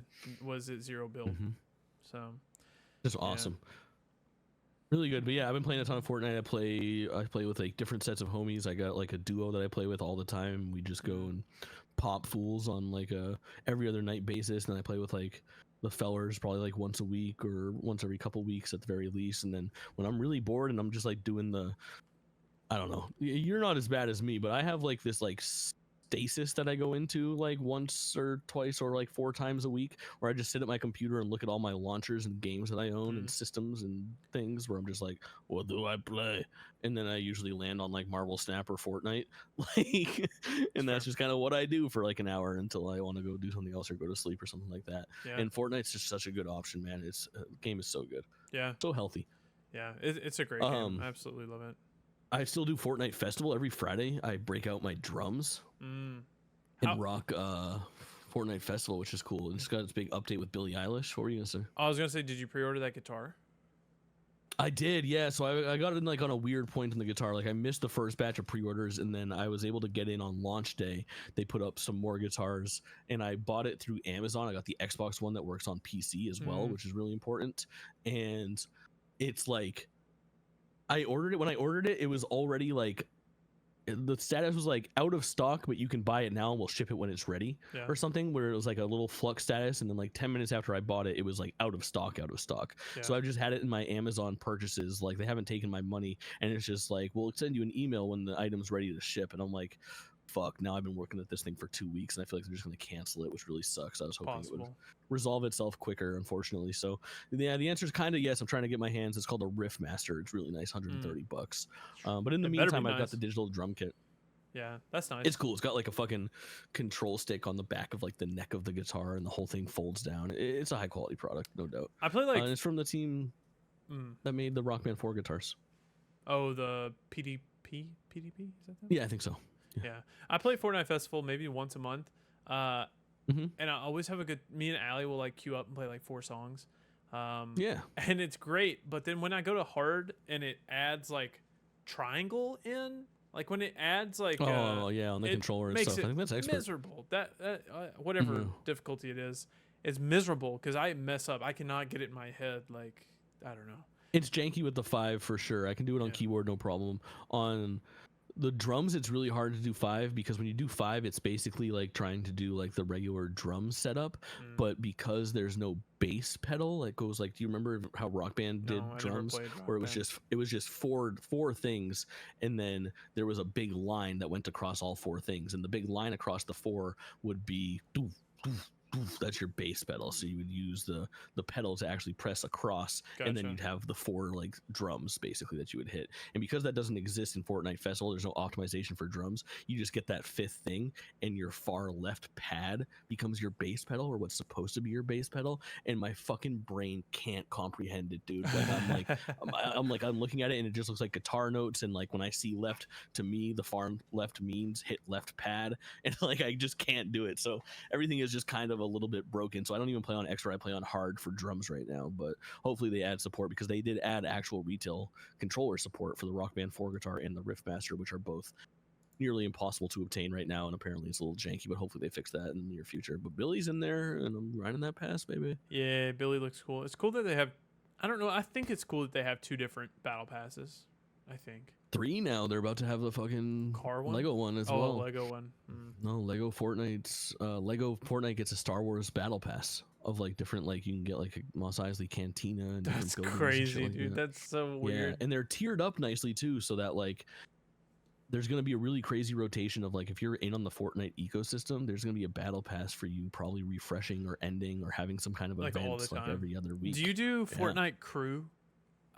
No, I should though, huh? Yeah, I think you should, because what I did is like I got Fortnite Crew, which was $13, I think, and it gives you the battle pass plus 1,000 V-Bucks every month.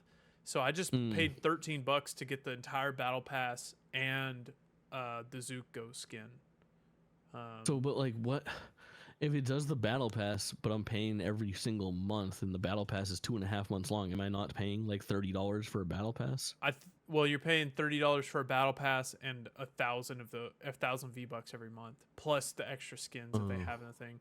I think if you do it every month, it's not worth it. But what I did is I just did it for 1 month, got the battle pass, and got the 1,000 V-Bucks, and got the skin. And what happens when it runs out? Do you not have the battle pass anymore? No, I still have it. I don't know how it works, but it works. Yeah. Interesting. Yeah, it's odd. Yeah, maybe. Yeah. I love the little mini battle pass thing they do with the Avatar stuff events? when they put out like, that one. We did one for Splinter. I did it, or Shredder during the Ninja Turtles event. They have one for Avatar. Snake as well. Solid Snake. They have one for that. Metal Gear. Solid Snake? No, not exactly. That was just like the bonus skin from that season, same way that like Korra worked this time. Gotcha. Time that was Darth Maul. Yes, I did that one. I have Darth Maul. I got that one. Yeah. It's a cool little limited battle pass. It's only $10 or 1,000 V-Bucks. Yeah, that's what I did. I got the mini battle pass and the big battle pass with $13. But nice. My only complaint with this event is the music that plays when you hover over the Avatar battle pass. I wish you could earn that to play in your lobby. Just they're doing really interesting stuff with that right now. I think they're revamping lobby battle music or lobby music, because I think they're adding a bunch of stuff from like events, and you should be able to use your jam tracks now. I don't have any jam tracks. I've got so many jam tracks. I don't have any jam tracks. I don't have any dances. I'm like a broke boy in Fortnite. I got so many dances. I'll be doing the gritty. How much money do you think you've spent in Fortnite in total? Probably at this point, like I've had like a really crazy year of spending in Fortnite, and I do it. I always say like I only spend Fortnite is all funny money. You know what I Sure, mean? Like yeah. I only spend money that I get from chat on Yeah. Fortnite stuff, Yeah, because yeah. typically it is like stuff that I'm buying to play on stream. I don't do Fortnite Festival off stream. You know what I mean? Like, Mhm. so all of those battle pass like are, I mean, purchases for like individual songs are to service like a on stream thing. It's not bad though. I think probably like $600 or $700 lifetime. Okay. I'm probably at 100 lifetime, maybe 100. I But only buy my V-Bucks in like the $100 increments now, like $92. see, I should do that. But It's smart, but it's also, when you do it like that, you probably spend more, because when you see your V-Bucks total is like 9,000 V-Bucks and Yeah. something's in the store for like 1,500, you're just like, bleh. Might as well. Like, Yeah. Like I can see myself spending in the store differently when I have like 3,000 V-Bucks versus when I have like more than 10K. You know what I mean? And it was definitely in this event they had the Katara and Zuko bundle for like 30. I don't know why are they so expensive? Those ones in particular are like 2,000 a pop. They Yeah. feel like, I don't know why. like, I don't know why those are 2,000 and like Anakin Skywalker's 1,500. I don't know. I have Just no because they're idea. cell shaded, I guess. Maybe there's some like Just because that licensing girl's showing her costs to fucking recover. toes. I don't know. Toph was not in the bundle though, which is odd. Toph you Toph had to got them buy. dogs out. You had to dog. buy her on her own for $20. But I bought. I What's was the like, lore on Avatar? So is the water girl Korra's mom? no, that's Katara. Katara and Aang end up getting married, and they have a son, like 2 sons and a daughter. And the son is Tenzin, one of them. He's voiced by J.K. Simmons in What? the sequel series of Korra. So the Avatar, every Korra? time an Avatar dies, it gets reincarnated Mm. into the next person, which is, it's on a loop between the 4 elements. So does Aang go to Korra? Yeah, so Aang dies and Korra is born and is the Avatar. Sick. So she can like chat with her past lives, so she could have like a conversation with Aang. So is Aang in Korra show? Yes, briefly, as an Got it. adult. Yeah, Sick. it's I love Avatar, dude. It's one of my favorites. Yeah, people love it. It's wonderful, absolutely wonderful. Also, now Fortnite rules. it does, it really does. Fortnite's great. You should play it. I'm seeing we also have we have another Prince of Persia game on here that we could have transitioned to earlier. Oh yeah, dude, you're right. Fuck. Oh, and like I've been playing Prince of Persia. Oh wait. It's so sick. I was gonna buy this the other day because it was on sale for like $2 and I forgot to. Yeah, it's $2 all the time on fucking Steam. You should buy it and Yeah. play it and love it. You would absolutely adore this game. You know what I'm gonna play? What? I actually installed it. What? This is kind of a tangent. I'm gonna replay through the Tomb Raider reboot trilogy. I actually only ever played. Oh yeah. I only ever played the first Tomb Raider reboot and played like 20 minutes of the Rise of the Tomb Raider. And I'm like, Same. I think Snow. it's time to play through that entire trilogy. So I Didn't they re-downloaded. pawn off the third one onto a different team? I don't think so. I think it's all. And isn't Lara Croft not handled the best in that first Tomb Raider reboot? Doesn't she like? No, I think she was pretty good. I think it was good. Oh, You know what spurred this on is I watched the Crystal Dynamics documentary by NoClip the other night, and it I was thought you were gonna say you watched Angelina Angelina Jolie's Jolie. Tomb Raider. No, I need to watch that. But no, I thought it was good. Guess who voices the Prince of Persia? Persia being a Middle Eastern country. Jake Gyllenhaal. Nope, it's worse.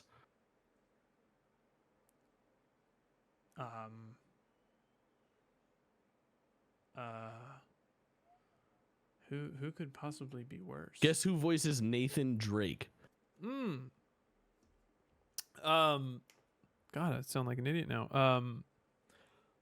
Nolan North. Nolan is North. the Yes, I was answer. like, it's in my And he head. and it's right. Literally, Prince of Persia 08 was recorded in between Uncharted 1 or 2. one and sound two, and just he like just him? sounds like fucking Nathan Drake. It's so bizarre, but it's really good. The game is so good. It's a little bit like princess. It's a little ridiculous, like dialogue wise, and it's crazy that they casted him as the Prince of Persia.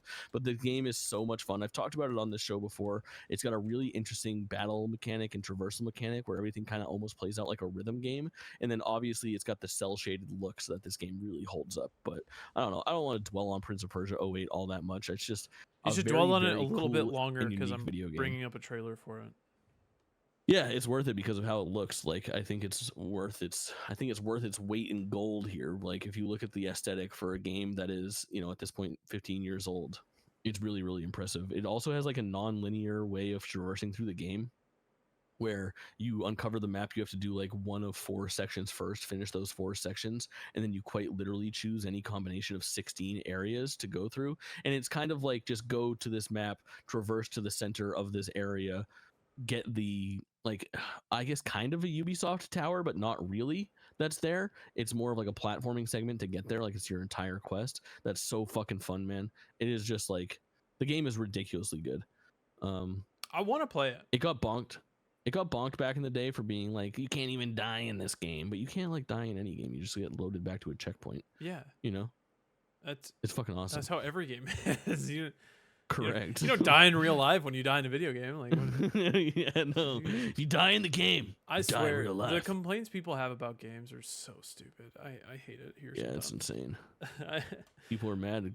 People are mad because they got all fucking boned up while they were looking at the Stellar Blade character. They said games aren't supposed to do this.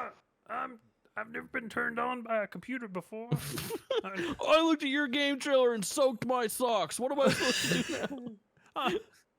I have some complaints about a game.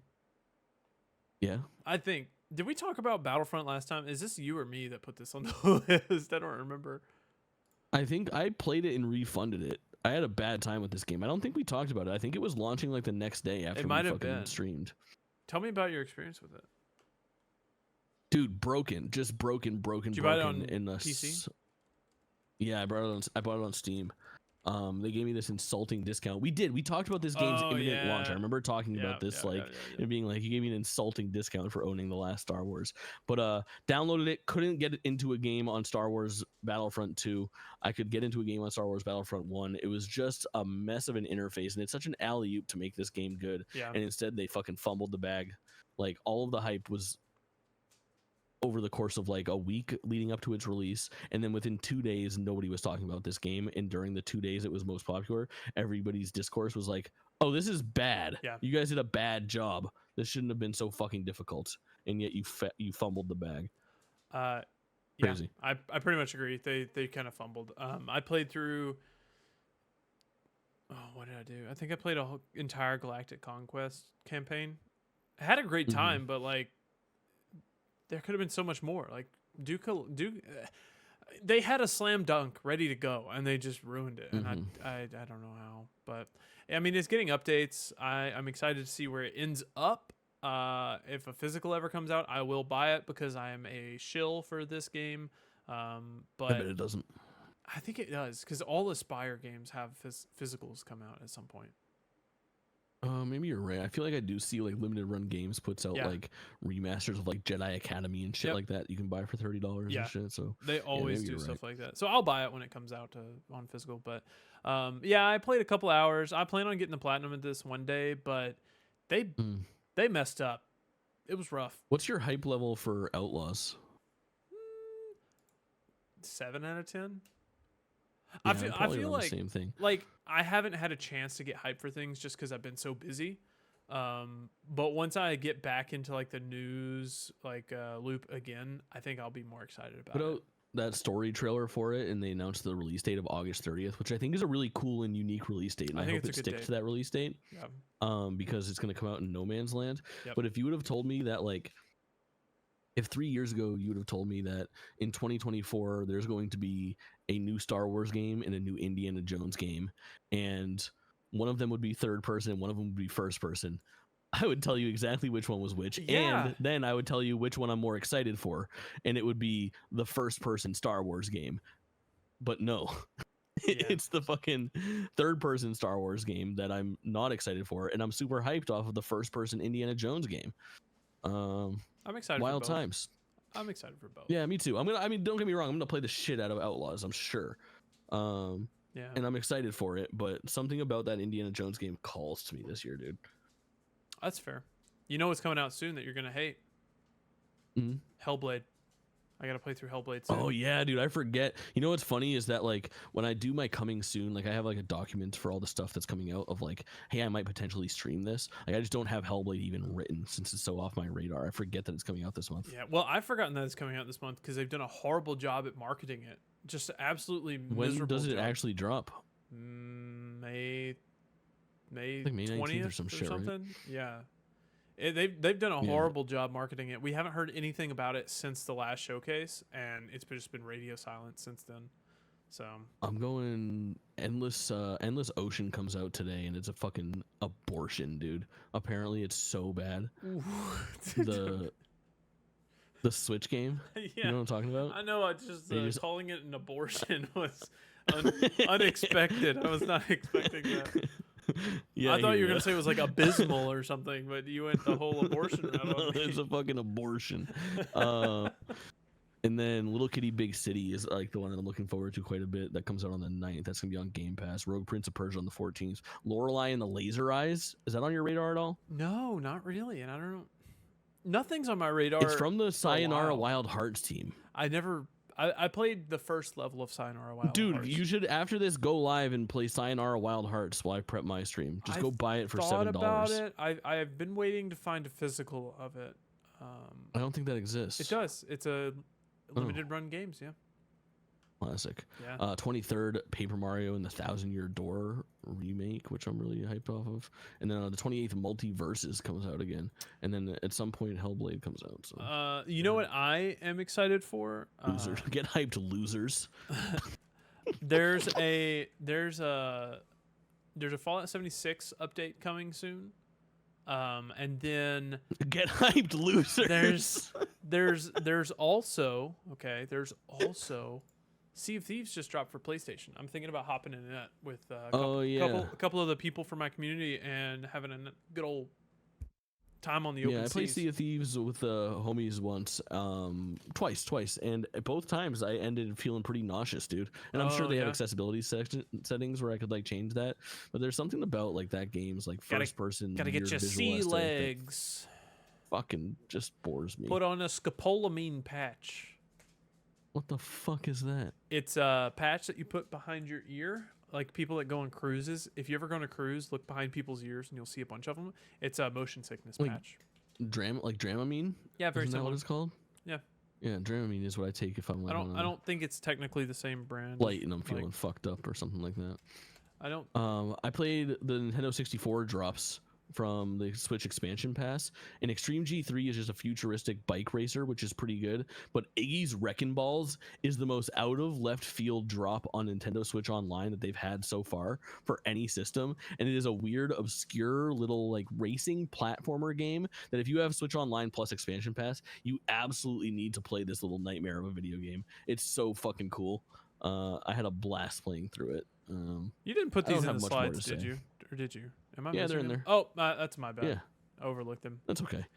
I want to talk about Ice Age really yes, bad. I want to hear about this actually because I grew up on Ice Age. Dude, okay, this game is so rad. When I started playing it, so here's what happened. I have to give like the framing of this. So in the beginning of April, we had a snowstorm that kicked our ass. And I don't live in a place where it should be snowing like that in April. It was insane. And what happened is I lost power early in the morning. And when I lose power here, typically I lose it for like a day and it takes a long time to come back. But an hour after I lost power, the power came back. Wow, and I said, it's magic. Holy fuck, the power's back. And it's still snowing. It's still going crazy outside. I'm like, I have got to fucking just like maximize my time here. So I made hot food and I sat down and I was like, should I just like stream? And I just went live with no idea of what to do. And we started scrolling through all of the PlayStation Plus games and I felt like I was on borrowed time the entire time. We found this Ice Age game that's like a 3D platformer. And if you asked me, I would have guessed that it was like a PS3 game that was ported to PlayStation Plus. No, it's a PS5 game from 2019. Like, this game has been out for Switch, Xbox One, PS4, PS5, Windows. It came out for Google Stadia. It is a pretty modern video game that got ported to PS5 in like 2021 or something like that. It is the weirdest, oldest feeling video game that I've ever played. It just like seems like a Ty the Tasmanian Tiger, Tack and the Power of Juju. Oh, like, dude. Not quite Jack and Dude. Daxter or Mario caliber, but it's like a step below them. Yeah, And I it's was just like a janky little video game. I was talking about Tack and the Power of Juju with my roommate the other day, and like Ty the Tasmanian Tiger. I have the HD remasters of those. Those are great games. It is such a weird little game, and it is so much fun, and it's just so clearly unfinished from a team that didn't have enough time to put this game out. Where like, at the end of the levels, there was like a pretty like blatant structure of like, you did 4 levels, fought a boss, and then ended, and you do that 3 times, but on the 3rd time there's no boss that you fight, and the game just goes to credits. And it's like, clearly they just had to say, ship this fucking thing, let's get it out.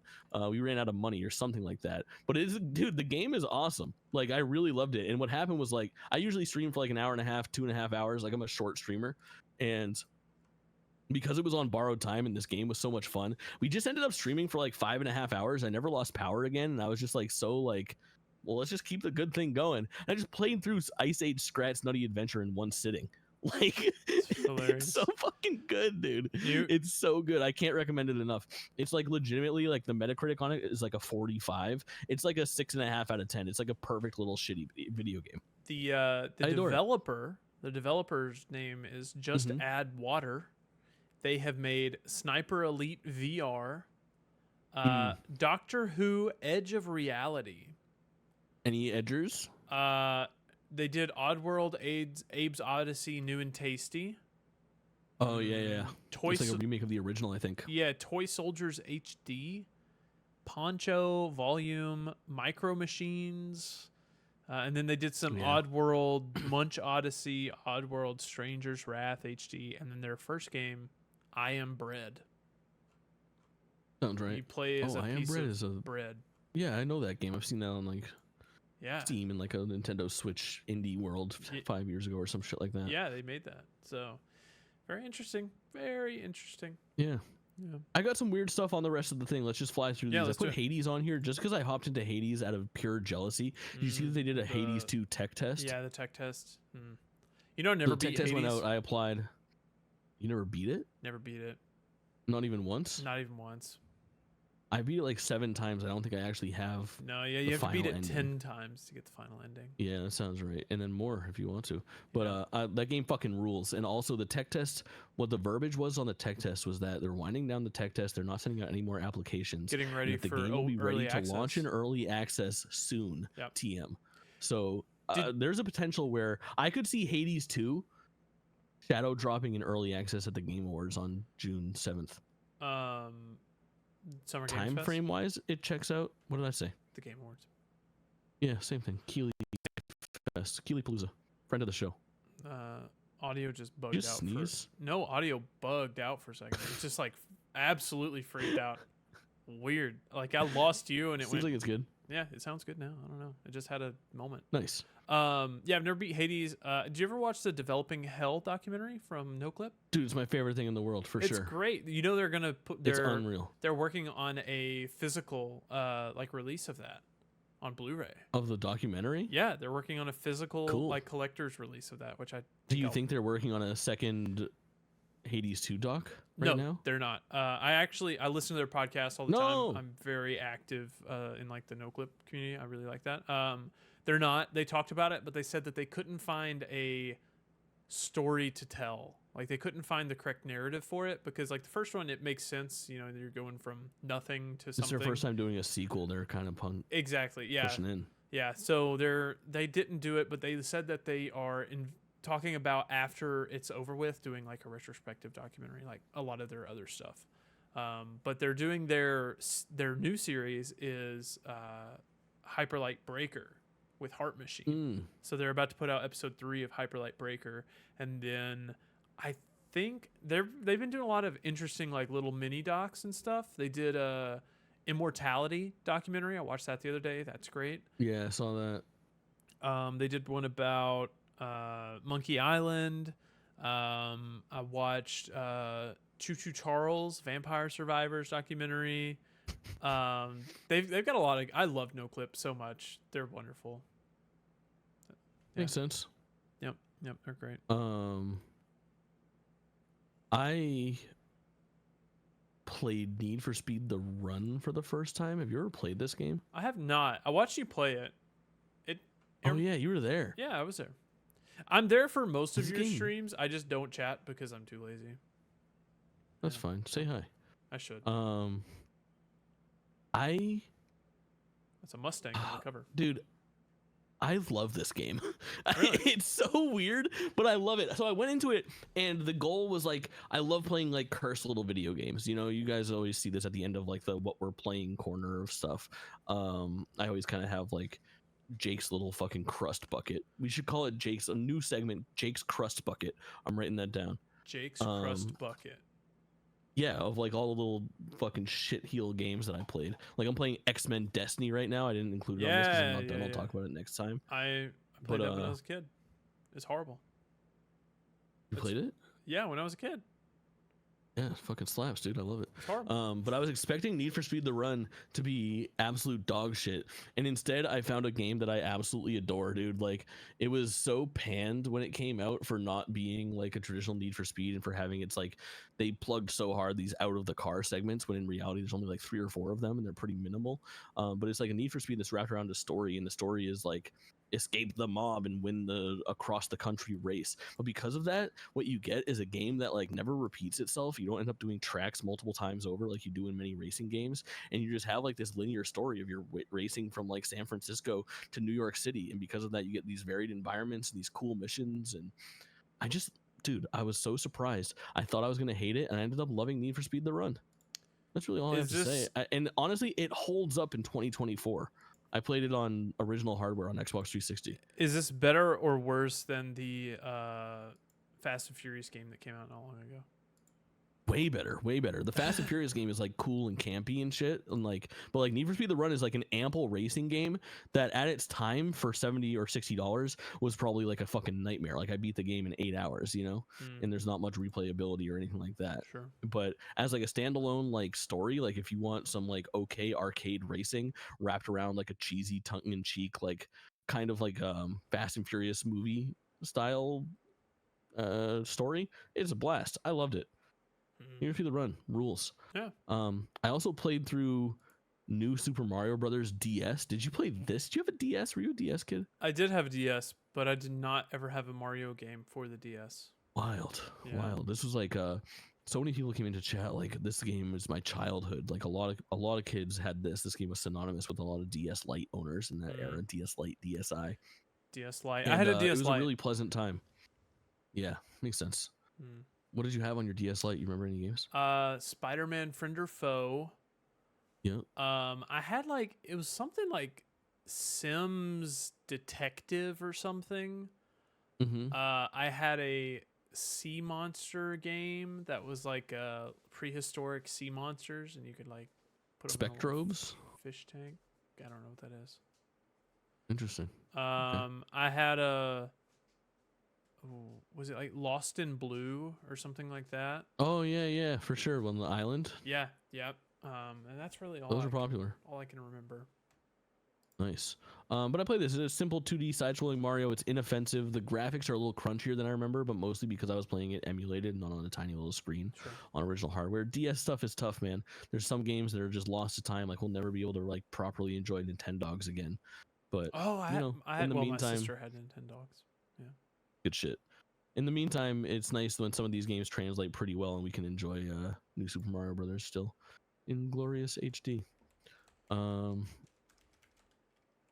last thing that I have on here is I added one extra slide. Can you click on that? Yeah. When, Kaulin? When?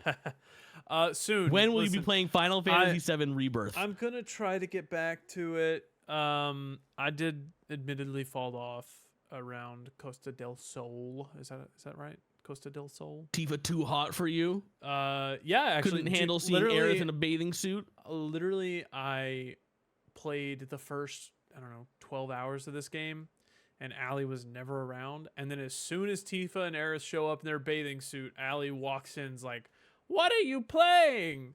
I swear this isn't the whole game. I swear. Now,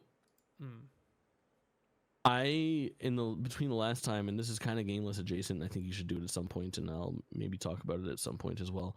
But I went and I ranked my favorite games of all time. I took any game that could possibly be a candidate for my top 100 games. Ooh. And then did you make a top 100? Compiled them onto a list, right? So I took it, ended up being 192 games, and I then started sliding them around and ranking them. I came up with my list. Oh, do you have it? I do. I have my top 190. It's like 194 games now or some shit like that. Give me 36 through 43. I am happy to do so.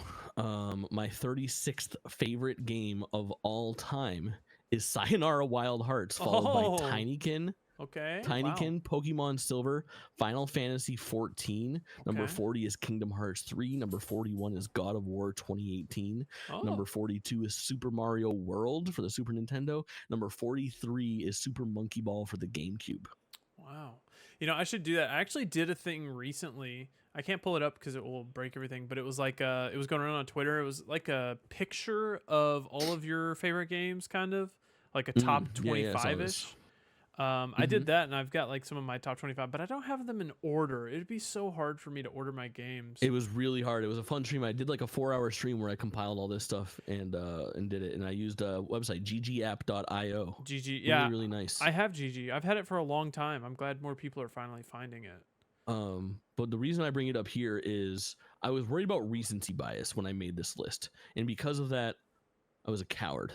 And I put Final Fantasy VII Rebirth as my second favorite game of all time. Dang. And I still want to give it a year or so before I make that call.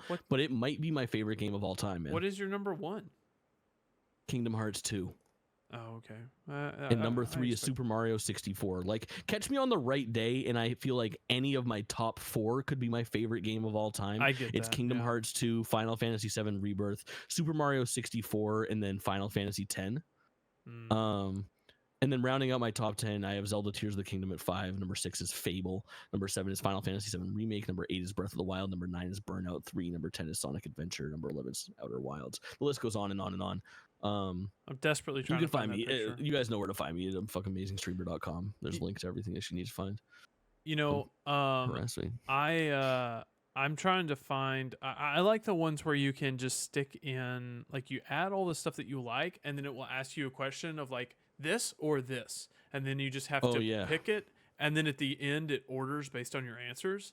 So it's like I would rather do something like that because I feel like that's like truly unbiased, of where you're just like saying this or that.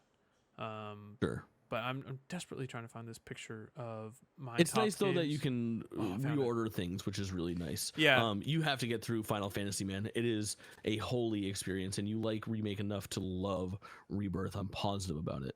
I found my picture, and while it's not in order at all, I will say my top 5 games on the top of this picture, not necessarily ever, but Sly Cooper 2, Sly 2 Band of Thieves, Dishonored, Nier Automata, Skyrim, and Citizen Sleeper were the top 5 games that I thought about. That's fair, yeah. I mean, I feel like you've talked about those at length quite a bit. Yeah. On the show, so I would attest. Some That'd other be a pretty accurate list. Funky Where do you ones. think Ice Age Scrat's Adventure would? Are you ranking every game you've ever played? No, only candidates for the best. And now that I'm getting in there, and I've found some candidates that have dropped to like that bottom 150 or so, I've starting to like go and like I was uncomprehensive in my ranking, so now things are a little off. Where like to get it, I was like, well, I love every Ratchet and Clank game, but like only ones that have like a chance to be in like my top 50 or top 100 are like Ratchet and Clank 2016 remake, the original Ratchet and Clank, Into the Nexus, and Up Your Arsenal. So I just grabbed 4 out of the franchise when there's really like 9 that I love. You didn't add Rift Apart? I thought you were red hot on that. Oh, game. I said Into the Nexus. I meant Rift Apart. Oh, okay, gotcha. Yeah. The only ones that made it were actually Rift Apart and I think Up Your Arsenal, which is the third one on PS2. Yeah. are my two favorites. See, that's my problem is like Sly 4. I Yeah. hate it because it's a bad Sly game, but in terms of games ever, it's still a Sly game, so it's up there. Right. It's Yeah, weird. you end up really liking it. Yeah. Yeah, it's tough. Like it really forces you. It was a fun list to make because it really forces you to like reconcile where things stand on your favorite games of all time. Like Yeah. there's just things that like Wii Sports has to be in there. You know, it That's has true. to be in your That's top true. 10. Yeah. And like, where do you put something like a Stardew Valley or like a Destiny 1 that basically doesn't exist anymore, but was a huge part of your life? That kind of thing. Like, where does Fortnite go? Where does Marvel Snap and Heroes of the Did Storm you go? add Final Fantasy VII First Soldier? No, not on the list. Neither is Final Fantasy 7. What's it called? Crisis Core, which Core? I really like, but not in my top 100. You know, Final Fantasy 7 original is number 16 in between Ocarina of Time and Mass Effect 2. Crisis Core is like the physical is almost impossible to get your hands on now. Like the PS5 version, it's very limited. You should find it. I should find it. No, I don't have it. It's one of the few that I don't have. You'd love to have it. Really good. I probably wouldn't play it, but I want to buy it and have it. Yeah, I gotta get some extra stuff on there. There's some gaps. It's hard to manage a list of 200 games and then try to figure out like what's on it and what's not. Where I'm like, oh fuck, which Saints Row is on there again? Did Little Big Planet like 1 and 2 make it and 3 didn't, or that kind of thing? There's so many games like that are lost to time in my like PS2 days as a child. Like a game that I think about often is Shepherd's Crossing. I don't know if you ever played that. It was a farming simulator for the PS2. And it's recently come out on Steam, I believe, and it's supposed to be coming out. Oh, I have seen this fucking game. Yeah, it's supposed to be coming out on PlayStation, like a remaster soon, but it's been like radio silence for a long time. This looks cool. I'd play the fuck out of this. Dude, it is so good. I loved it as a kid, but the story of... So, I loved it as a kid. Loved that game. Looks like it could be religious. Is it religious? Hold on. How do you spell shepherd? Maybe it's just the term shepherd. Shepherd's Crossing. No, it's not religious. It's just a farming game. It's a cute little like chibi farming game. Very Harvest Moon core. Yeah, but like it. I played it as a kid. Loved it. Had a PS2 copy of it, and I got pissed at my sister one day for some reason, and this was her favorite game. I got pissed at my sister, so I went and I just scratched the disc to the point of no return where it would not work. What a piece of shit, dude. Dude, I still feel so horrible about that because I also loved that game, and I was like, I don't care if I like it. I just want to make sure she can enjoy it. Yeah, you're just fucking being I just mad, dude. Scraped that disc. Little sassy fucking Kaulin. Man, that was horrible. I feel so bad because it's like I loved that game. You should text her and apologize. Well, I am not gonna do that, but I did send her this, and I said, "Hey, look, Shepherd's Crossing is back." I actually do think it's out on Switch, so she could play it on her Switch if she wanted to. Are you gonna give it to her? You should gift it to her. You can't gift on Switch. Is the problem? Give her a $20 eShop card or something. No, I'll pass. Okay. Have you played Rusty's Retirement? Have you heard about that? It's like a yeah, I have. It's like the game that lives in like the bottom fifth of your fucking game, like of your screen. Yeah, very interesting. I kind of want to try it out, but I don't think I'd be very productive if I did. It's like an idle farming sim, from what I understand, that is supposed to be just like a multitasking ADHDer's dream. So while you're working on one thing, you have this little farm happening in the bottom of your screen, and you can kind of go and fuck with it. Yeah, yeah. And then I keep hearing about. We listen to the same podcast, so Hanson going on about Dome Keeper. Have you played this? Is it any good? I've looked into it. It doesn't seem like it's up my alley. It's like 3 or 4 years old. It was an indie darling when it came out. I'm saving up to get a Peloton when I graduate because I want to be able to like lose some of this pharmacy school weight, but also not have to go outside. So I'm trying to get like a Peloton and then just play games while I'm on a Peloton.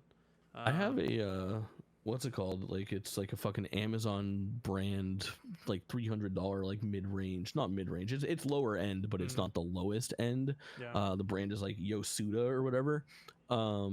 bike. Yeah. Like it's not a Peloton, it doesn't have like the classes or anything like Sure. that, but it's also a fraction of the price. And I just True. fucking pull it out from like, it's on the right side of my desk. I like pull it out like every other day, like 3 or 4 times a week. I just pull it out and stick it right in front of my computer and watch an episode. Like right now I'm crunching through fucking Atlanta, and I'll just like ride the bike for 30 minutes and watch like an episode or 2 of Atlanta or whatever I'm watching, like while I'm on the bike. It's a very good plan. Stick with your plan to just like, as somebody who is pretty fucking like, I don't leave the house much or do much. Like I walk it when it's nice, but I bought that this winter when it was like, well, I can't really just like go and walk around the fucking neighborhood right now. I got to get something so that I actually like do something other than sit.